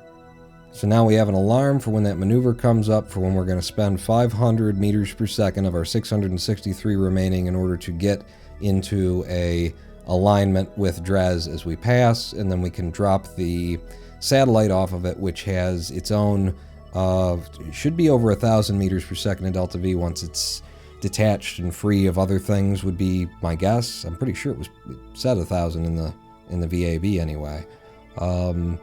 and then hopefully that will be enough for it to get some kind of capture in Dres's orbit. Hopefully it'll be enough to get us low enough to Dres to activate our planetary scanner. But, you know, after 3 hours, this is where we are in the world and in the game. It's like an hour and a half planning and then doing an interplanetary transfer and then finding out that you didn't do it right. Okay. It is what it is. And from here, we just fucking go home. That's it. We walk away. But since we have been here just kind of boring ourselves to tears or just grinding against the game, I wonder if it ever gets better. Does it ever get better? Or do you just decide not to play interplanetary? You know? I know a lot of people have showed up to these streams and told me, yeah, I just don't do anything outside of the Kerbal planetary system. And maybe that's just the way you do it, you know? There's orbital bodies that have no massive inclination mess to have to deal with. So, you know, Duna, and then Jool has such a massive gravity well to it that you can just sort of spit in its direction and you know you're going to hit somebody standing on Jool with your spittle. But I mean, in terms of it being enjoyable and wanting to still play the game over time, do you just rule out interplanetary and then everything happens in the... Is this why we haven't gone interplanetary? Humanity? Why we haven't really bothered? Let's see. And then you accidentally quick save instead of quick load when your ship starts to explode.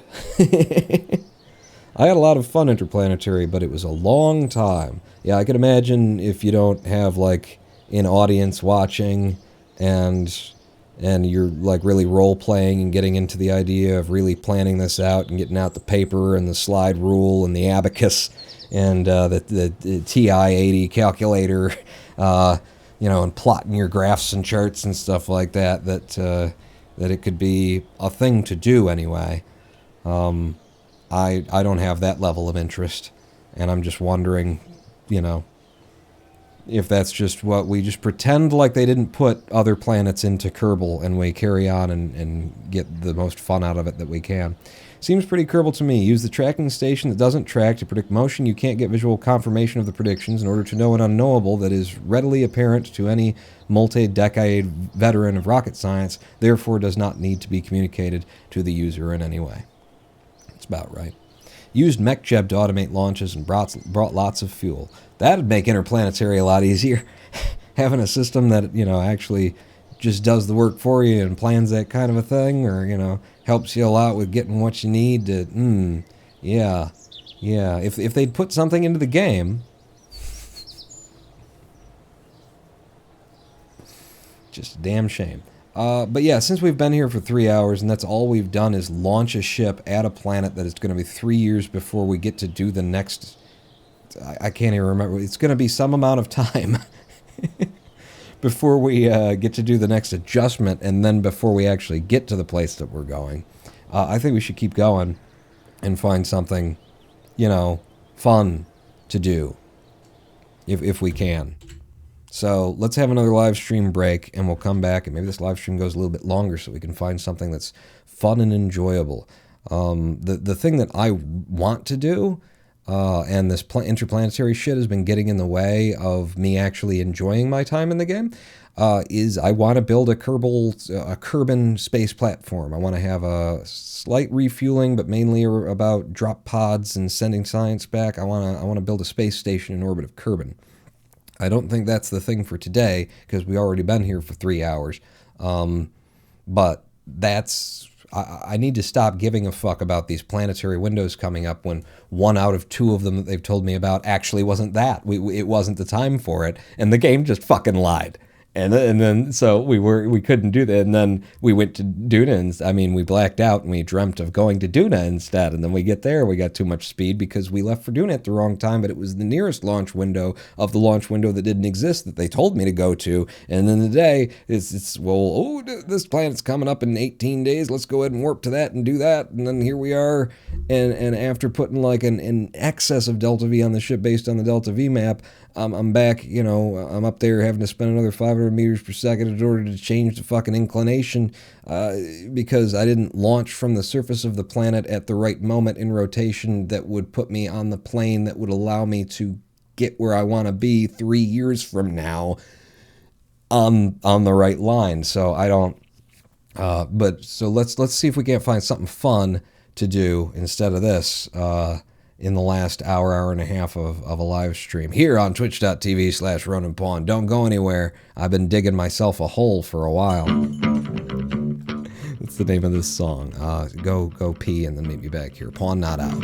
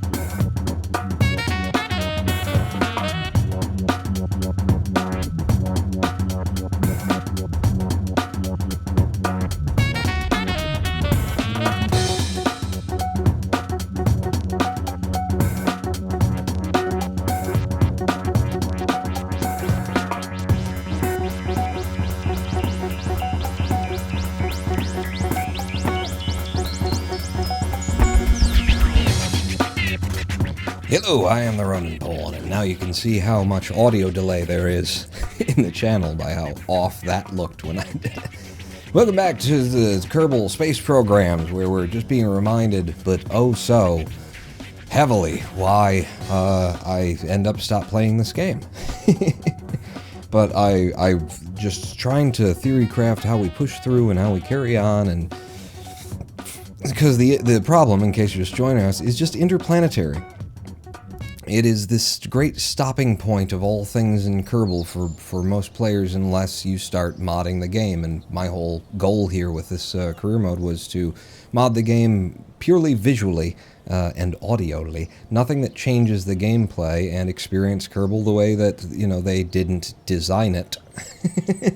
The way that they designed it by not designing it. You know, to be played. And here we are again, just up against the wall of interplanetary and trying to launch for Dres in the moment that the game tells us is a good time to launch for Dres. And we get up there, and it takes me goddamn ages to try and like plot, figure out when I should leave in the rotation of the planet in order to get to Dres with the minimal amount of delta V, having referenced outside of the game, because it's not in here, a, you know, delta V map. Telling us, you know, what kind of delta V we can expect for trying to get that orbital, trying to get an encounter with Dres. But then, you know, running into the issue with Dres that it's at a massive inclination difference. It's got just a huge angle on its rotation around the sun, or its orbit around the sun, to ours. There's Duna now. Where's Dres?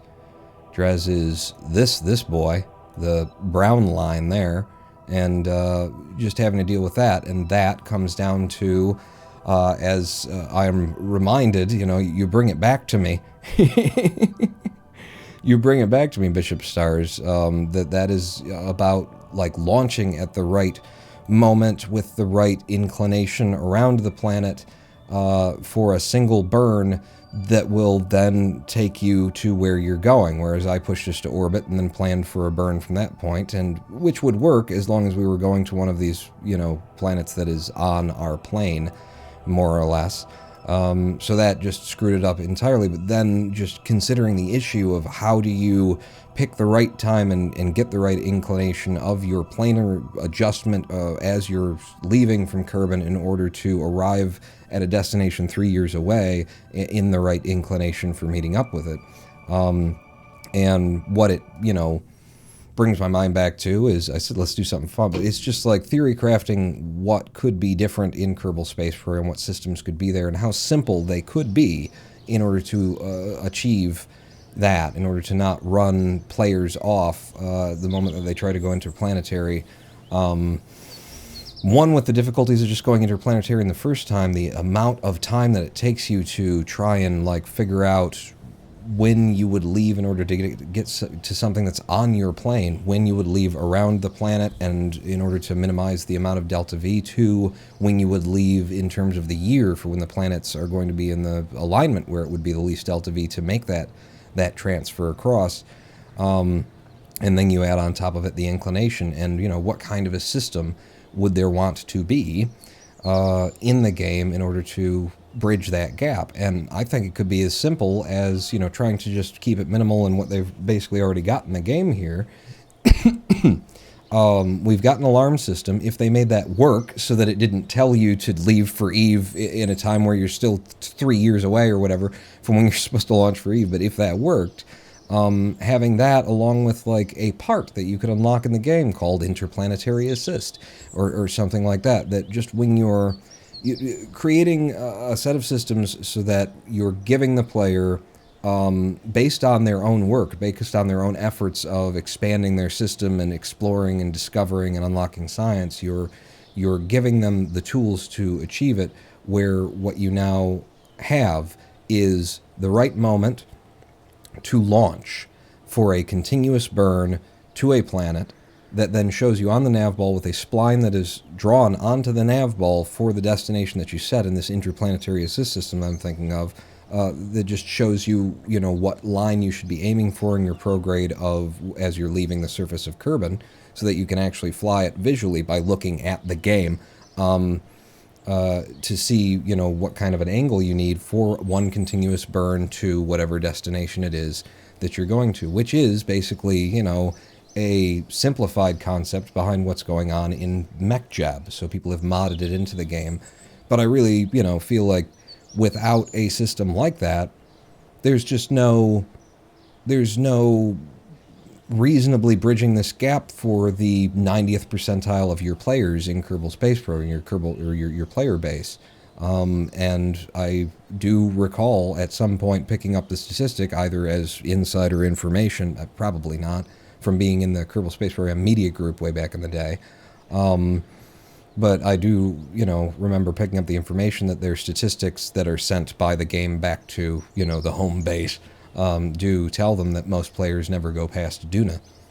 And it's like, what you need is that kind of a system, make the player feel like they're doing the work in order to get there, but then give them the alignment, the moment, the information that they need to make this successful. It will still be difficult to pull off with that information. Without that information, it might as well be impossible for most people who play this game, and who want to play it as a game and not as a fucking alternate life that they lead.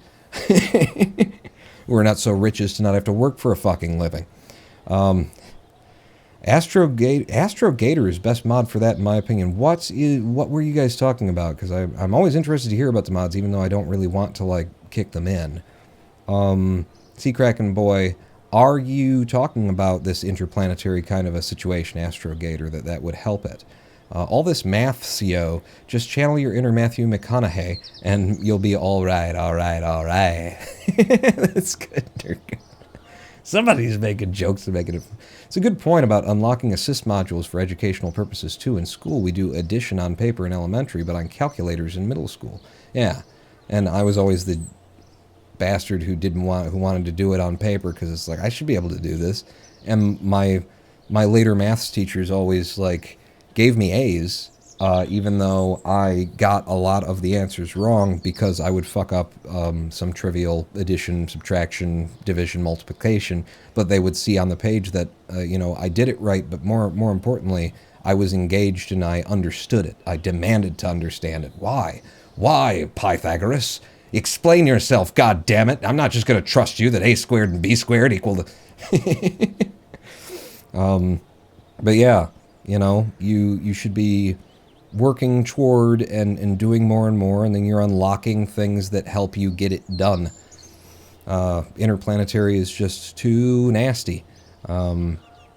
It's too nasty, and meanwhile they're inviting you to go to places that you shouldn't be going when you shouldn't be going. They could have scheduled the moment that you arrive in the Kerbal solar system when you start a new game, so that the easiest planet to get to would be the planet that is in alignment to get to at the time that it would make the most sense that players would be thinking about interplanetary. These are things that designers actually concern themselves with, trying to line up imagining what your expectations are of the player, and of what points they would be at, leaving margins of error, and also collecting data on how people play the game, and then aligning the game so that at about the point where you'd start to be thinking about it, one, we're suggesting a mission to you in mission control to go to the easiest place to get to, that's the easiest to deal with, and all that kind of thing at exactly the right point when you'd be doing that. Instead, they're telling me to go to Eve when Eve is not even the first planet that comes into alignment.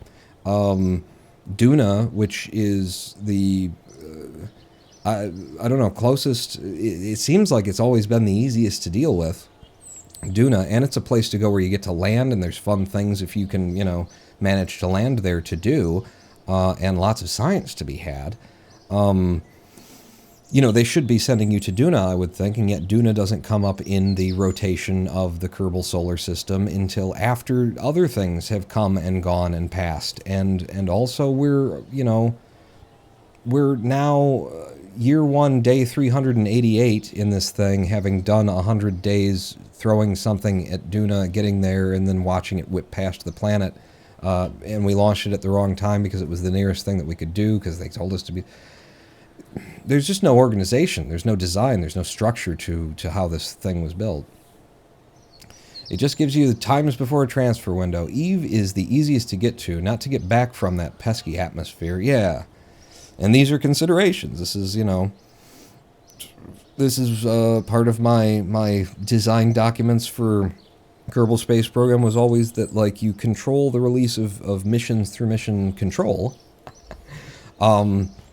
to, send you toward the moon, but don't tell you to land on it. Do a flyby, do an orbit kind of a thing, and then stop that and have some kind of story that's being told in the missions that will encourage the player to, okay, now that you get the idea of transferring between bodies, even though Minmus has an inclination to it, we think you should go to Minmus first. And you've already practiced on the easier thing to get to that's got the bigger gravity well, and now you've just got to figure out the inclination change. And then you go to Minmus, and Minmus is cheaper to land on, easier to land on, cheaper to come home, easier to come home from, easier to deal with just in general, easier to build small for, and but they don't do that. They send you to the moon, and they want you to land on the moon, and they want you to do all kinds of shit just out of order in a way that doesn't make sense. It was almost impossible to get out of Eve until the robotic parts came out for me. And then that'll be like helicopter blades and stuff like that, right? So that you can use some of the atmosphere, density of the atmosphere to get a certain amount of lift before you can go up. Is that what was helpful? Or is it because you try and land and then everything explodes because of the crushing weight? Indeed, okay, it was the helicopter blade.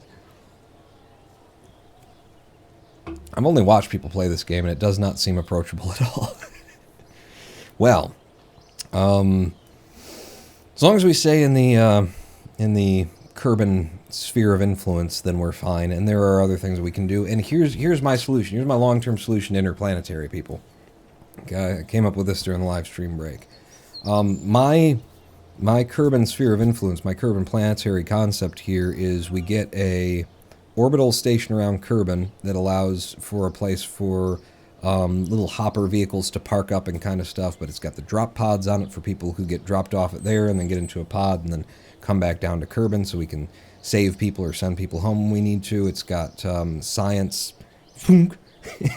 science delivery things that just drop scientific containers into the atmosphere, and then they slow down and fall down. We go out and collect them, kind of a deal. But obviously the place to get fuel from is Minmus. And so my idea for interplanetary then would be whatever craft that you make for interplanetary, we just avoid all of this stuff by overpowering it. But overpowering it in a smart way, as opposed to pulling up all of the delta V that we want through the massive gravitational well of Kerbal. We get our ship up to Minmus, park it in orbit, refuel it, and then we've got ridiculous amounts of delta V to get where we're going in a reasonable way, leaving at more or less the right time, sure, but importantly, that these things like inclination adjustments won't even matter because we'll have a big ship that got up there empty and then got completely refueled and now has, 3,600 meters per second of delta V from the edge of the Kerbal gravity well in the first place, and then it just negates it all and we can go wherever we need to go. We'll still spend, 45 minutes trying to get a fucking encounter with something that's out there, but I have 750 hours in this game, not including RSS, and still haven't said anything to Jewel. Not cheating. And there's so many cool things around Jewel, So many cool places. Places that look like Kerbal, places that are... And you just can't... Or do you mean that you've been to the moons around Jewel, but not, like, to Jewel? I don't know. So I said, let's do something fun to close out the stream here. But one of the things that comes to mind, since we are sitting on some amount of science, is can we get into that drilling equipment? Like, where do we start having the ability to produce fuel off-site? And I would presume it's down here, and we have to upgrade to the next facility in order to get into it. We get the external command seat, some nice wheels from that, some more robotic parts, the Rove mate, but we have to get into here to be able to lock one of those. And how much do you cost? 2.5 million to upgrade R&D. It's a lot of money, but I'm going to do it. Boom. Ah, the bridge. We can now build some planes and fly under it. Maybe that's what we do today. Build a quick little plane, fly under the bridge now that we've got a bridge. But I want to see where we get to the point where we can start. There we go. Convertitrons and more science, too, in the gravioli detector. Holding tanks. I think this is where I spend my last buyable, my last affordable thing is in here, just so that we can actually start thinking about converting fuels. And you're large and you're a narrowband scanner? Yep. We're buying into fuel. Nuclear, though. I've never worked with nuclear. Like, we'll get there. This will be the first goddamn time, because I usually just quit playing the goddamn game, god damn it. But I've genuinely, like, just never built anything with a nuclear engine on it. I've never built anything with a ion propulsion, whatever it is, with the, you know, the things. They're in here. And it's like this mixture of electrical and the gas. And then with the... Why are you taking so long? You gonna crash on me? Huh? You thinking about it? I've never built anything with do I even have it unlocked here?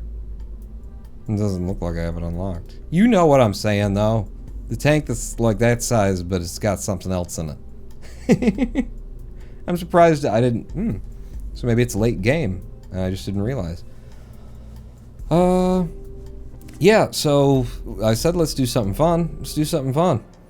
Let's build a plane and fly it under the R&D, under the R&D bridge. So, plane. Yeah, I can make one of those. Little boy. Start with the simplest kind of stuff. Get Val out. You know, she's been itching, I'm pretty sure, to get to fly something. So, I'll need... do I have the larger liquid fuel container? I do. It'd be better to push it further back, but how big is this plane going to be? Not that big? Well, alright then. I'm going to put you on there. What have we got in aerodynamics? Do I have like one of those big long gaudy tails? Tail connector A, buy in. Tail connector B, buy in. You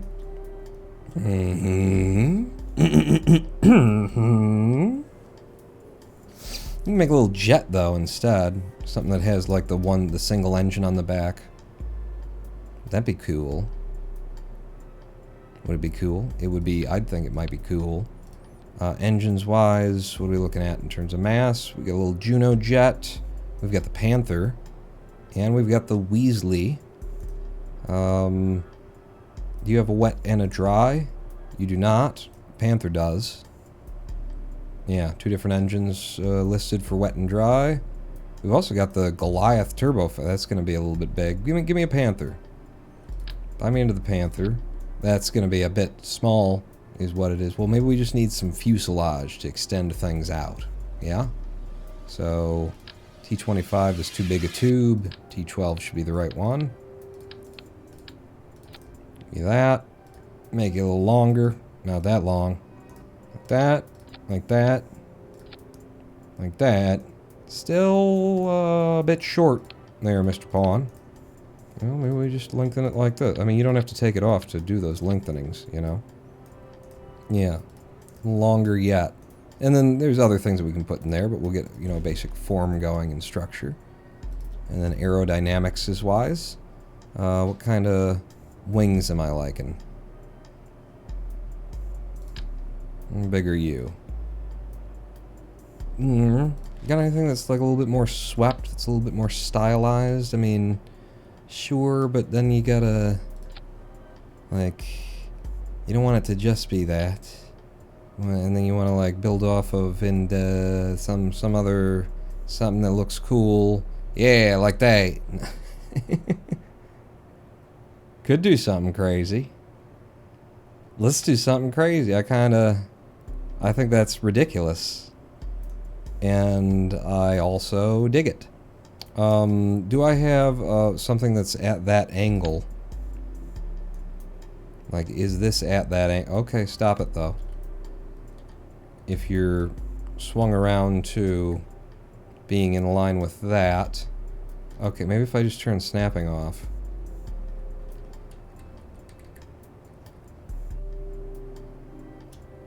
Yeah, I can't really tell because it's this game.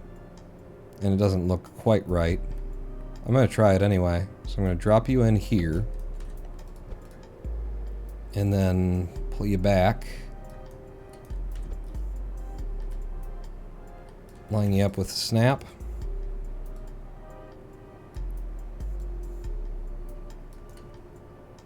Yeah. Yeah. Something like that. But I think a little bit tighter. Like until we start seeing, ooh. That's what I'm looking for. Embedded, sure. A little crazy, sure. But it gets us a nice flat surface on which to put the ailerons on the back. Na Bat Kerman, yes. Going to quote King Akira, if you're not using nuclear engines, you're doing it wrong. Okay. Well, I've been doing it wrong for a long time, and I doubt anything's going to change, but... I mean, I'm playing this game, so there you go. I think we all knew that I was doing something wrong. Why are you at such ungodly angles like that? And opposing one another? Oh, Kerbal.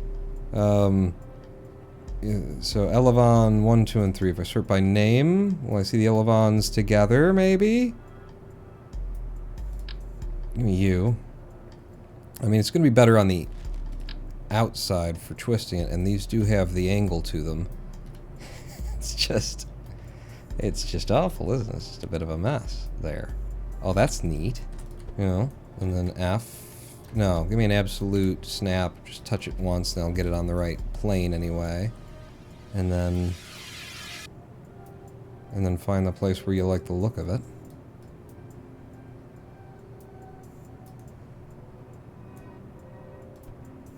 This should give us like massive sudden roll when we want it. Give me the center of mass to the center of lift. Center of lift. Why? So there's no, for all of these wings on here, there's just no center of lift, is what there isn't any of. Just doesn't lift. It lifts forward. What is what? Just curious. No, just there's no directionality to our center of. Why would that be again? Oh, game. I mean, it might be me. It might be me. I'm just. What do I have to do to get a center of lift with a line on it, Kerbal? What do I have to do for you today? This would give us just massive torque. Those two and then those on there as well. Oof. Be cool if we had it up front though, also.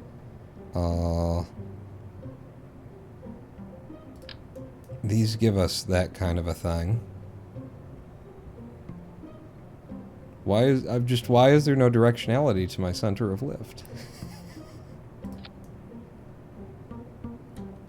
Okay.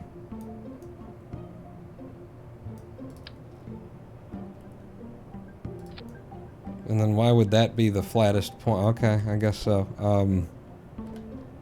Just pull you down a bit. Push you in a bit.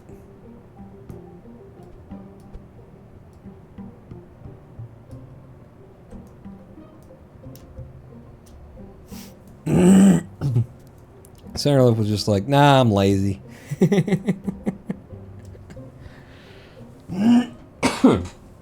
Can't be bothered today. Can't be asked. Yeah, we've got a lot of lift back here, and it really needs to be further forward, but I really like the look of it when it's like stylishly back that far. So maybe instead of having something as simple as that for some forward stuff, we build a couple little wings off the front of it, perhaps, that we can then have an elevon come off of. Always hard to put anything onto there.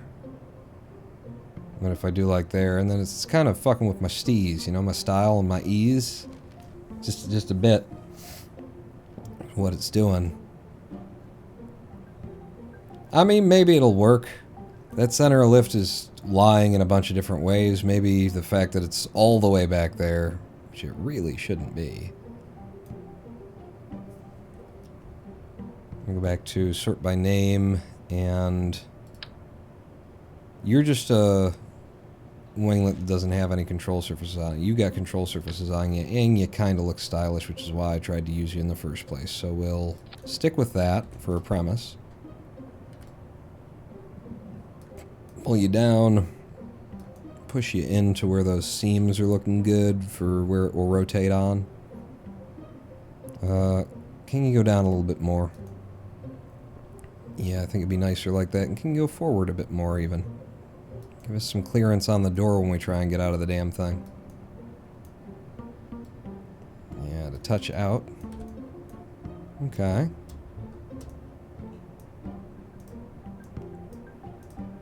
Can't change the color or anything. You know, it's just the plain parts. Why would you want to be able to make those look cool? You know? Yeah, but just on those that you can do that, and in no way that matches anything. Okay, throw some wings on, or throw some wheels on it, and let's give her a try. Buy me the small landing gear, because apparently I haven't before. And yeah, we'll probably want these under the wings back there. It could be a nice wide would be very good, actually. Make a nice easy landing, although it will be very hard to take off. The wheels all the way back there. But again, I kind of just like the style, and we'll deal with it. We'll choose to deal with it. And then you'll be sitting very upright with that being there, which, yeah, should help us with the liftoff, the takeoff. So yeah, they'll counterbalance each other, one being way too far back. Have this, let's just line it up with the lines of the rest of the thing there and call that good. And then take her out, give her a test, and see what the adjustment's going to be. Okay. Yep.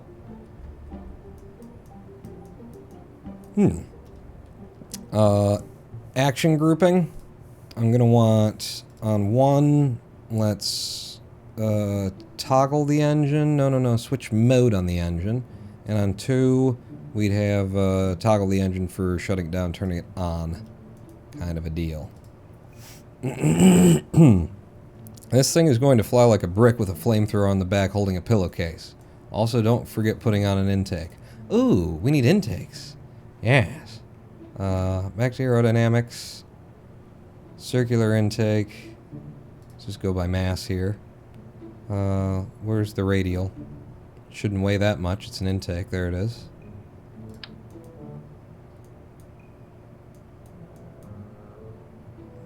Put it on the belly.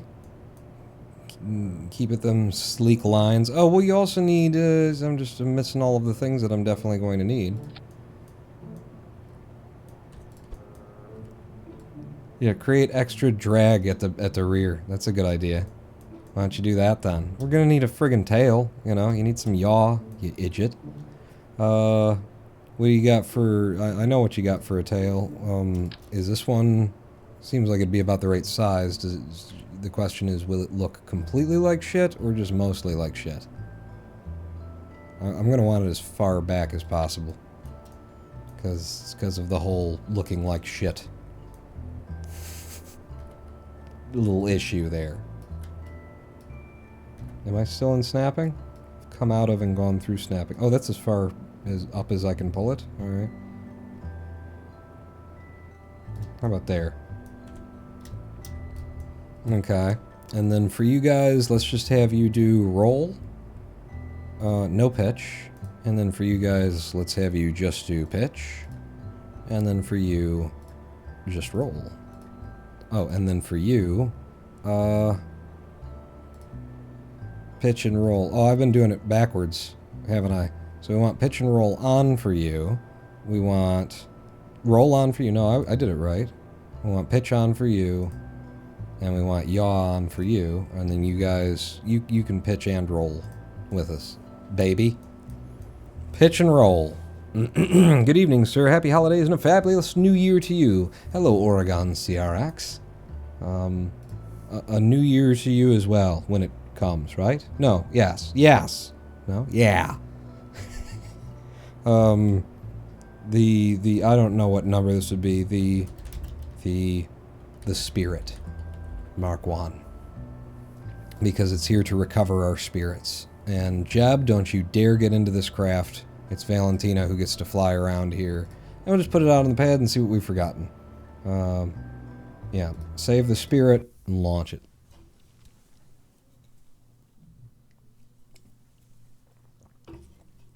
Love flying planes in Kerbal once I get one that, you know, is built nice and works. Hard to get one that looks cool and works nicely. Boom. Just slam that sucker down on the pad and immediately start going backwards. Okay. She looks cool. Oh, that's hot. That's sexy. I'd want to do something different in here. But that's sexy and hot. And hot and sexy is what it is. No SAS. Brakes off. Throttle to some. We should be dry on the engine here. I'll go 2/3 throttle to start. And Valentina, let's get going. Hey, look, there's... Oh, Jesus. Yeah, there's lift. Wow. Immediate lift. Wow. Need a lot of upward trim. But then she gets, like, super stable. At incredibly low speeds. And now I'm, like, unpitching the pitch. Pull the gear in. What is it? Alt X to just get rid of all of the trim. Okay, we could use some trim. We could use some trim. Not quite as maneuverable as I would have liked it. Super stable, like heavy overstable. Doesn't require that much pitch, and we're already like breaking sound barriers. We haven't even juiced up, and we haven't even gone wet yet. Let's get chase cam on. Works so well in with the planes here. See what our top speed is here at low atmo. Just 500 meters up. Wow. And still gaining speed. This thing could be SSTO viable. There we go. Do a barrel roll. Not yet. I'm going to save something for something. A little bit back on the trim because we're still going up pretty hard. Okay. A little bit, bring the trim back a little bit. We're starting to... Let's go wet. See what kind of speed we can get here at the water.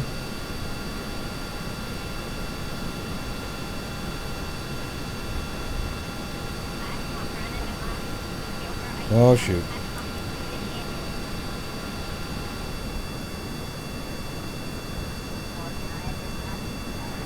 Some trim. Some more trim. A bit less on the trim. Yeah. 850 meters per second.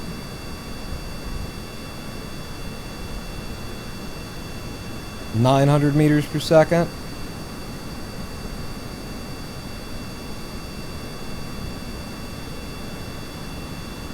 Let's go. We're going to space, everybody. Starting to get some overheating on the engine now.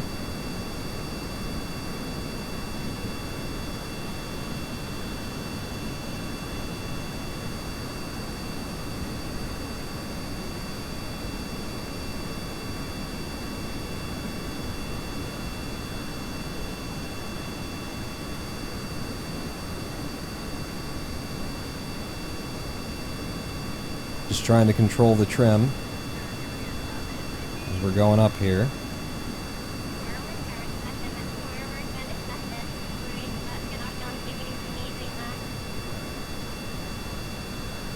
Yeah, if we had LFO on this thing, being able to get about 1,000 meters per second at sea level, it would turn into an SSTO in a hurry.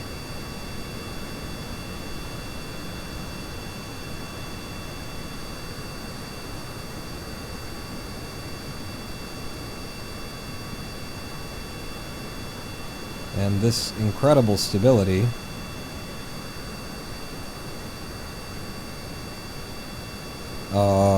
is all without any SAS. We've been flying SAS-less the whole time. Okay. So let's just suddenly start raking on the, you know what? Let's try unlocking you to control pitch as well.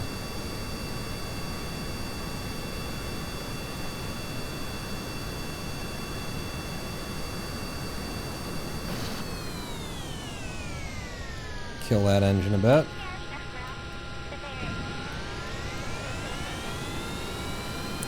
Oh, okay, we were out of, didn't have enough air intake, I guess, at this height. 1,029 meters per second is the Mach 3 mark. Really? I could totally have that in this, so far.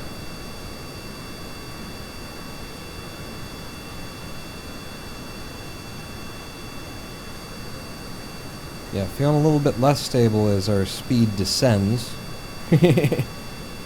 Speed decreases and our height.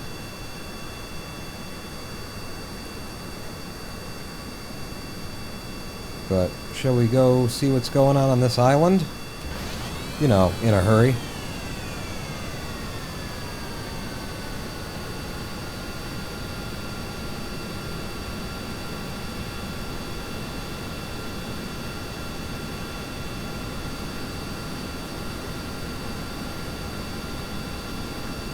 Gonna use the trim to help bank us up here.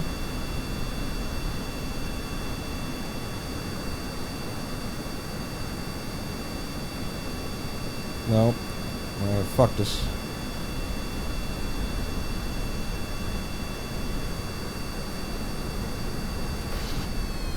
Alright. Yep. I see you overheating. I'll help. Did you? No. There you go. Yeah. Back down. Thank you. Let's head to the beach. What do you mean? Like, look out. What do you mean? Maybe go to radar altitude.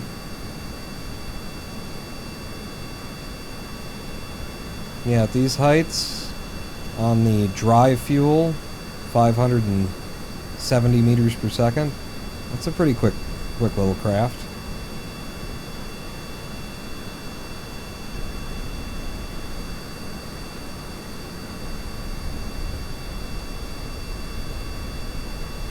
Nice long fly time, too, considering how much wet we did.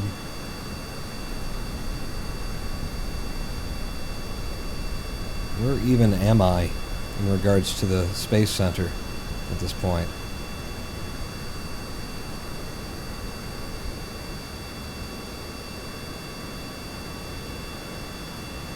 Oh, okay. And the KSC is way the fuck back there. Yeah, wow. We made some good distance there. But I'll tell you what, I'm a little bit concerned about how this flight is going.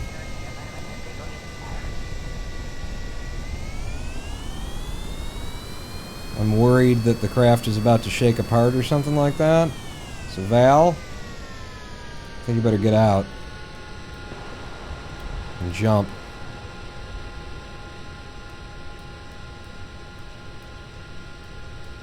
I've never done this before. She doesn't look happy. What's that? Now, oh, wait. She's starting to get happy. Yeah, no, she likes it now. Just took her a minute to come around. Sure. Yeah. Oh, there's your plane. Did you see it? Did you see your plane? It was out there. Oh, there it is. There's your plane. Deploy shoot. Just had to do an impact test. Right, Val? Ooh, so, will you stop changing my fucking camera mode, game? Ah, you can control with the, and then, yeah. I've never flown a Kerbal with a parachute before. Oh, that's cool. That's cool. Bonked or noodle? Just a little bit. I mean, maybe she bonked it so hard that she's enjoying this. I don't know. But yeah, this is fun. Go ahead and like warp me so that we get a little bit closer, a little bit faster, because I just want to go for a landing on the nice soft sand. You know, at full descent speed, obviously.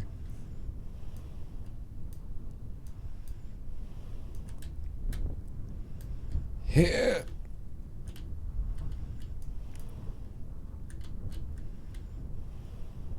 Wow. Kerbals are incredibly light little things. Seems like she could fly out here for quite a while.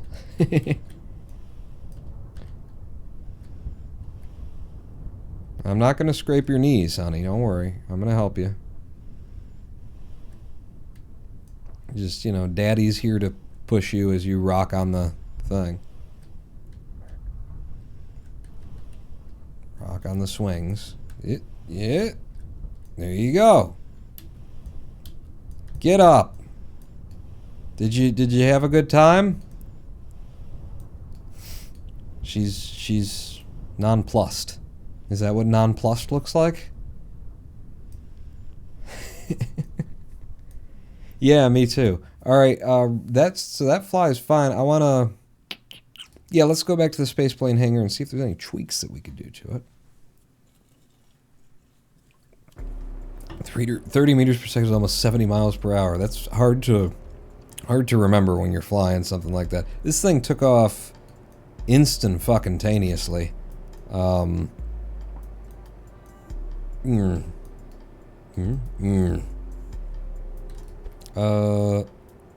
I gave you a little bit of, like, always... Hey, by the way, aerodynamic! You work now! You're gonna play with us. Cool. If I gave this, like, a little bit of upward... There you go. And it's constantly there. That's gonna make us a little bit over-maneuverable, less stable, but probably make for a more fun craft. I'm going to allow you guys to help out with pitch as well. These are just for pitch, those are just for roll. I wouldn't mind having, like, more yaw stability on the thing. Because it really does when you start doing that. And it'd be nice to have 2 of these back here, but I kind of like the way that it looks the other way. If I had you guys out on the wings like that instead, though.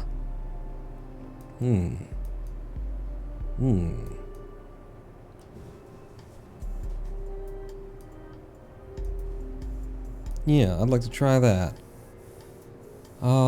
It's gonna be a bit flippity, I think. Yeah, flippity is a word.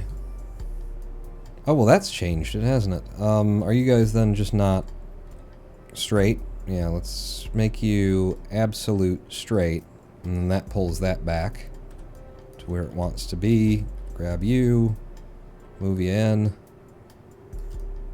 Corner there. Yeah, I like there being something there, but we could always put something on, you know, aesthetically in future if we come back to it. You know, or if we realized that we should actually be, you know, something other than just raising our spirits. But I'll call this the Mark II. What the hell? Save it. Value still in there. Sure are.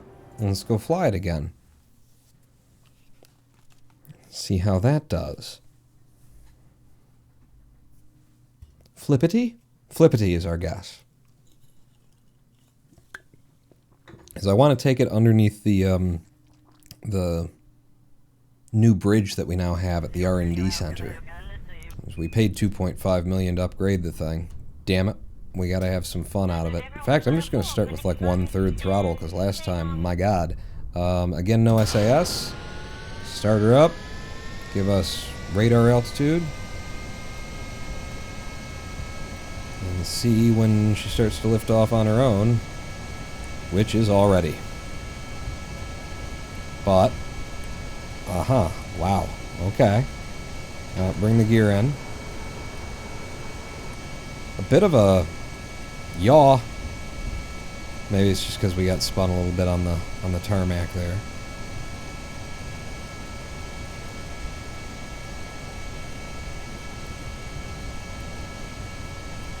Not quite as floaty as I would like it to be. I'll give it a little bit more juice. And give us some trim. I don't have to pull as hard on everything as we go. There we go. That's starting to feel better. These speeds. Throttle back just a bit more.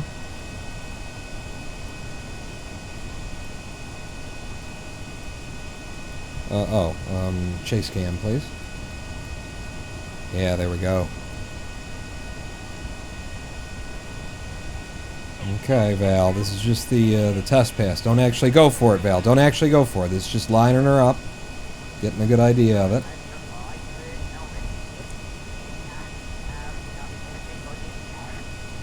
Just sipping on the fuel at these speeds. Less flippity than I thought it was going to be. Weird takeoff. Weird takeoff.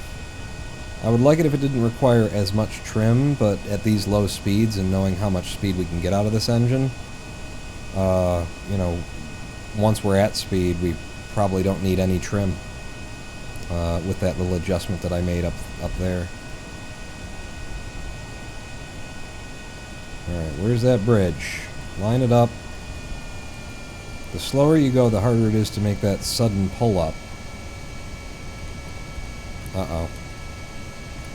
I don't feel good about this, Val. How do you feel? Oh, she's fine. She feels great about it. She feels great about it. Deploy shoot.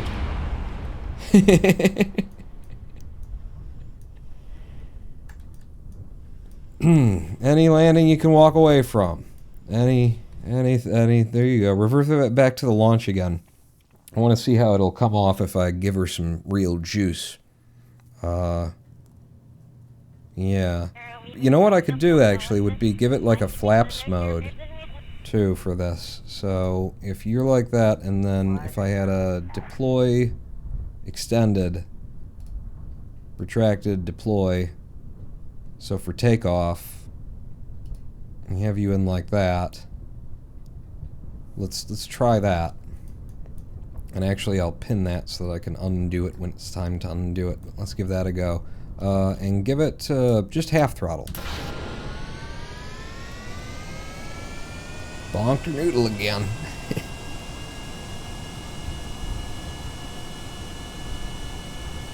Yeah, the rear just picks up real early.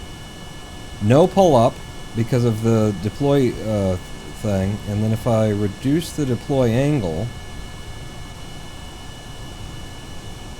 Yes, now we get an idea of how much deployment we would want off of that thing for a takeoff. That was pretty cool, though. Deploy angle, gear in, less. And then maybe I don't even have to mess around with trim if I get the deploy angle right. Just 2 degrees on it at this speed, which you're going pretty fast, relatively speaking, 122 meters per second for the kind of thing you're looking to do here. Yeah, I'll leave you up there.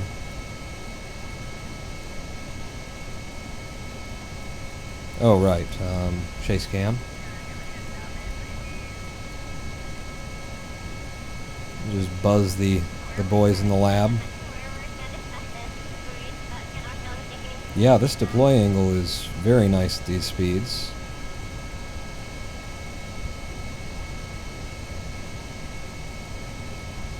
Even just down to a 1 degree now that we're doing 150.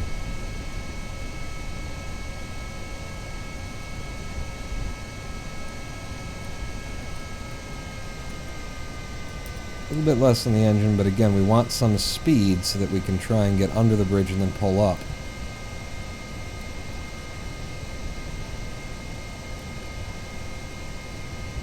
I'm definitely in a bad line for it this time, but it doesn't mean that Val's gonna be deterred. I'm trying again.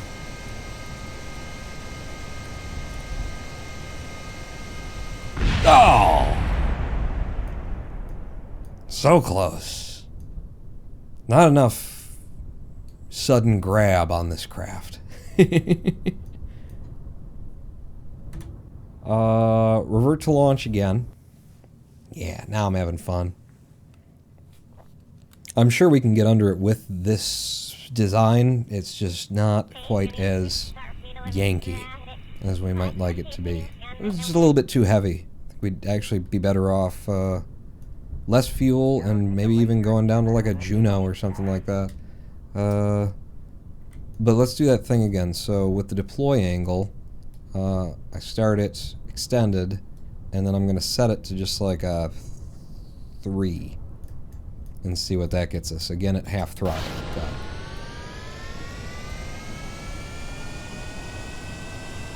See if I don't touch anything that we end up with. Right, give me you. Yeah, not quite enough there. 5. Looks like a 5 or a 6 might be the right number for us for a takeoff deployment kind of a thing.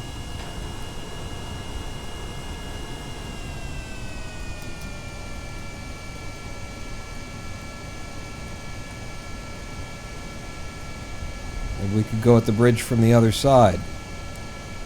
And this one, where we suddenly dive down. Oh my god, it could be done. Yeah, but not right now. But, you know, it could be. All right, give me a little bit of trim.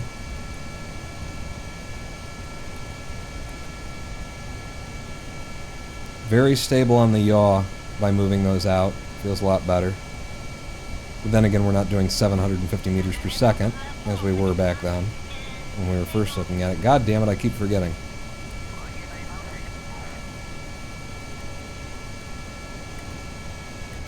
Let's go even slower. Maybe instead of the idea of having some speed to get the lift, we just come in a lot more cruisy.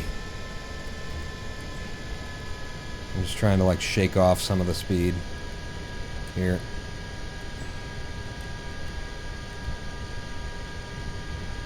Come on! Oh, so close. Abort! Abort! So damn close. I think slower still and I'll get her under there. One more go.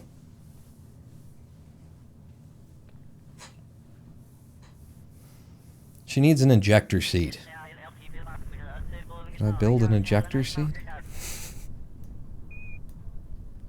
What are we doing here? So we figured out maybe like a 5-degree deploy angle for takeoff. Probably 6 would be better and it won't do as much like wobbling. I'll go up to 6 on that. And then half throttle and go.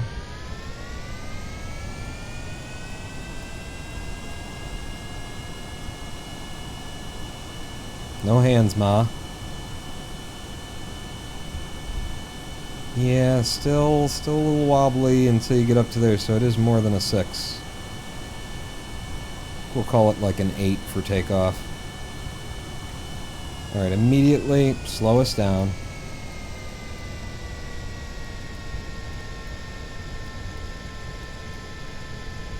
I keep forgetting to switch into the camera mode where I don't die.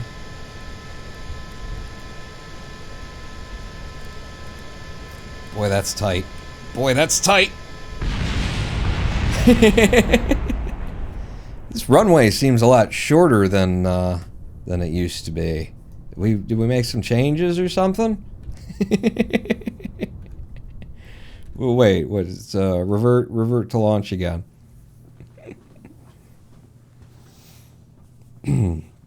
Fly off to the left this time. Come around from the rear, sweep in, stay low, pull up hard. Yeah. Yeah. So again on you, I'm going to try an 8-degree deployment.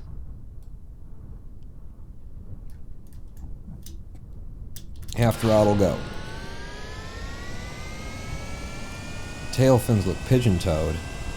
Ah, that's just because they are. Without pulling up, That's actually very, very stable, like, little roll that we happen to get off of it anyway. Alright, undeploy. Gear in. Throttle back.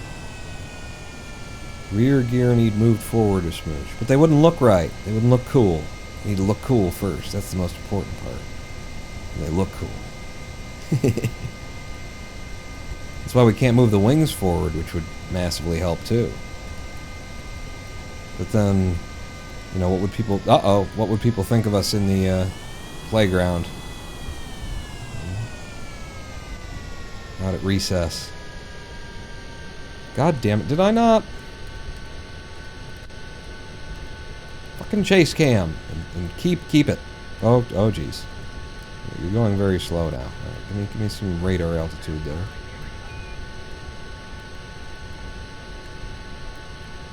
Yeah. Put me some trim on. There we go. As we go. Quite a bit of trim at this speed. Okay, this is a really good lineup, I think, this time. Wow. Yeah, having some more speed would be helpful since you can't even really get over the buildings with what you got right now. Yeah. little low on that pass, but you know, just a couple of meters higher, would have been just sailing under that thing. It'd be great. I'm having fun now. That's why we're still doing this, is because I'm enjoying myself.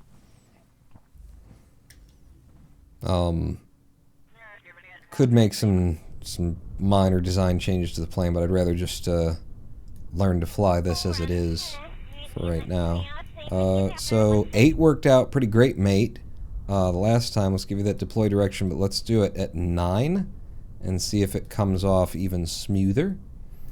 And also, go ahead and pin that and stick it up there. Yeah. And then half throttle, no SAS. Shoot, what else? There's something else. And I can't remember. We'll just go. Okay. Oh, it was the fucking chase mode cam. Alright, no hands.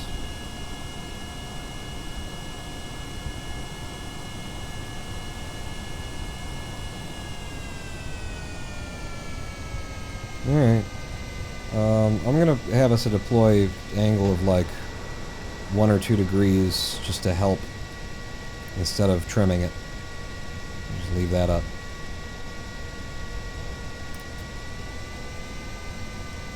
Whoa! Whoa!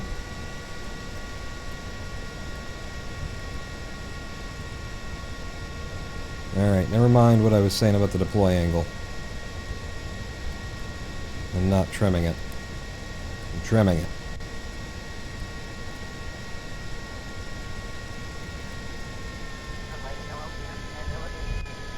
There we go. Nice, smooth, beautiful. There's the IVA button. There we go, back into chase cam. And then yeah, we could steer from in here.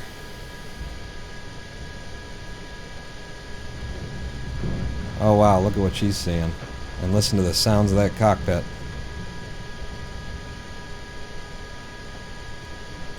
Alright.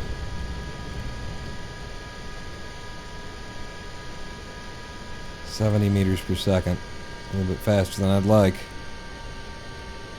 I have no visual on the bridge. No visual on the bridge. Repeat. No visual on the bridge. Pulling off. Couldn't see it on that pass. Give us a little bit more engine to make this turn. Come around for another go. I love the in-cockpit, you know, sound effects that Chatterer adds. Just the rattling of things.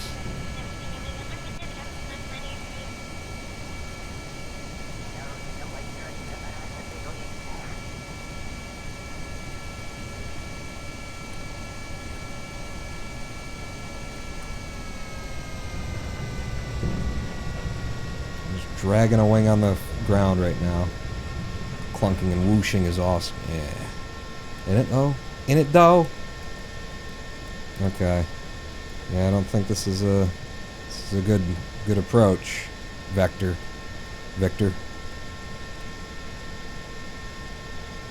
Oh, it is though. Oh, it is though. Come on. Come on, baby. Come on, girl. Nope. Nope. Pull off. No, we're fine. We are fine. This is fine. It's fine, is what it is. It's fine!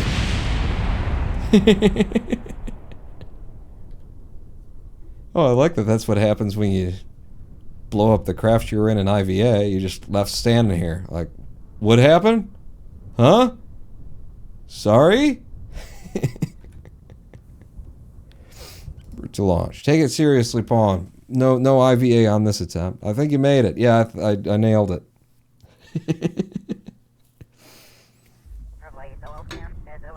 Stuck the landing.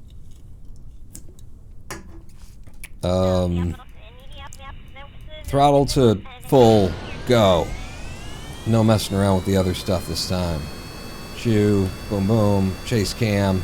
We're off the ground. Gear in. Throttle back. Trim it.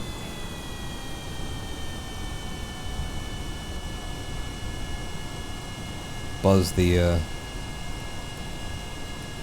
thing that the apes liked to beat on or whatever.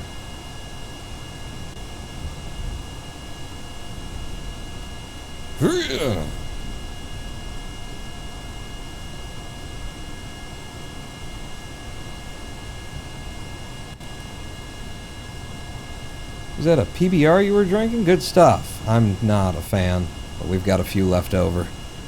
So I'm finishing them off. The Stroh's is so much better. So much better. But yeah, PBR. They ruined it. They did something. They changed the formula. It was good. It used to be good. And then they made a new Matrix movie. And now what is it? You know? Sorry, what were we talking about? It was off. That was awful. That fucking film was awful. I think it might be the worst I've ever seen. I said it at the beginning of the live stream, but we've been here so long. Nobody who was here when we started is still here. A lot of you. Yeah, slow down. Slow down. Okay? Line up your camera angle with the craft. Ah, damn it, I'm going to have to go back around again anyway. If I come in at a harsh angle like this, I might have, like, a hope for the future. What I'm looking at here? Yeah, no, I don't think so. Wingspan, problematic. That. Some more go juice. You don't want to be... Nothing flies at 30 meters per second, okay? It ain't a paper airplane. We need some go.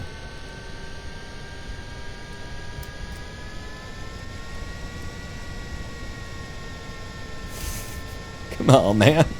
Go, though. Alright. Stop holding against it. Let her get some speed. It was never good.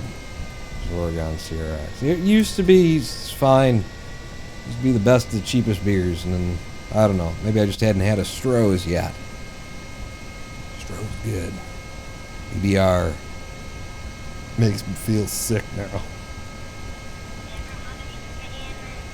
Nope, no.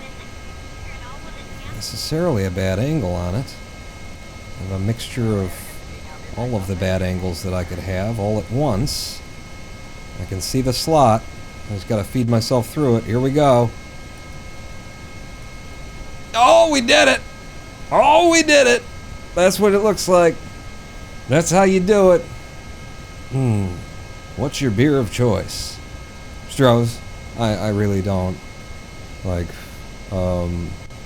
Lady Pawn likes the craft beers, and it's nice to have one. There's a lot of flavor to it and everything, but basically, so many of the craft beers are just like grapefruit flavored. They all got that thing going on, this real citric thing, and then the ones that have like the chocolatey or coffee essence to them they're also like they're earthy in a way that's not necessarily pleasurable most of the time, you know. But yeah, so there's depending on the hour of the day, maybe I want something a little bit fancier than a Stroh's, but in terms of what I'm reaching for, it's not just because I'm cheap, but I'm also cheap. Oh! I didn't need 2 wings. 1 was enough. Damn it.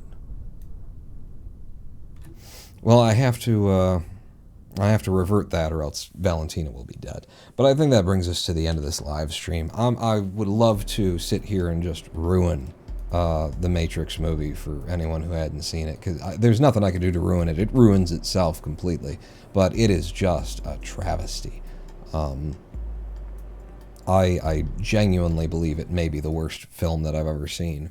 And I didn't feel it's not bad in the way that it makes you feel like emotionally bad or angry or anything like that. It's really like an objective kind of, when we started talking about it after Lady Pawn and I watched it. There's no characters. There's no story. There's no threat. There's no interpersonal relationships. There's no, these ships and locations and things in movies. You should think of them as characters. You've creating in a sci-fi universe, you create a ship that's a character, and it has a smell to it. And the Nebuchadnezzar that we saw in the first movie, and then all of the others, I guess, or the next two. But the Nebuchadnezzar, it was our first time going into it. It had a certain feel, a certain layout. When we visit Neo in his side room, we get a feeling of this cramped bunk space. You get a smell and a sense for how it all pieces together, and it has its own sort of character and persona to it. And then the people who are aboard it, all of the people in, the original film, they all are there for a reason. They all have their own personalities, and they all contribute to the storyline in a meaningful way, and are there for a purpose, and have a purpose to exist and be there. No one in this movie has a purpose to exist and be there, not even Neo. This is just Keanu Reeves, the movie. This is just, and that isn't to say that it's, anything wrong with his performance. It's just that they didn't have any story to tell. They didn't have anything to do here. Their entire movie is built around the idea of, let's just make sure that we show Keanu Reeves a lot. That's all they had. And then they went ahead and built a movie off of that. There was just nothing, the locations to spoil the movie. There's a location that, the entire second act is really focused on the importance of this location, and that anything that goes on in the rest of the movie could be a threat to this location and stuff like that. That location, we never get a sense that anyone lives in it.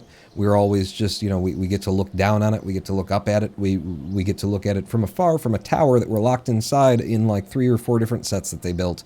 And we never really see that it's a living entity,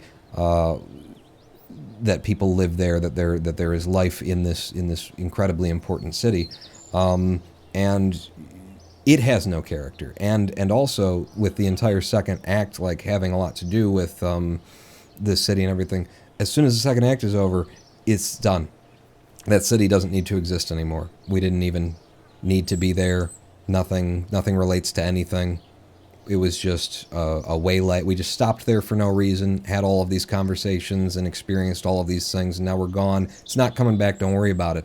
And my God, if they are trying to build another fucking trilogy off of the back of this piece of shit, and that's their plan, is that we'll let you know about the city and then we'll come back to it. If you're going to do that, then the city has to be interesting. It has to be a character. It has to be a place that you think about people that are living in. Remember in the first one where he'd run into meet little children and stuff like that? So it's important that there's a city here and there's people who live here and then there's children, and so there's a threat and there's something to be protected and there are stakes. None of that exists. They talk about the stakes never exist. The stakes are never present. There is never a penalty for any action that anyone takes that lasts in any way. It's just, there's no reason for anything to take place. If you're writing a script and you get to the end of it and you're trying to figure out what needs to stay and what needs to go, you take a red pencil and you draw a line through everything that doesn't really need to be there to convey the story. The entire film would be drawn with a red line through it, except for the presence of Keanu Reeves' face. That would be it. You strip that thing down to what's like fundamentally crucial for us to convey our meaning, tell our story. They don't have meaning. They don't have story. They have Keanu Reeves' face. Write it all, just all of it off there, and it's a single page, it's a headshot of Keanu Reeves is the script for this movie. It could be. And if they would have just done that, then at least it would have been honest. I don't know.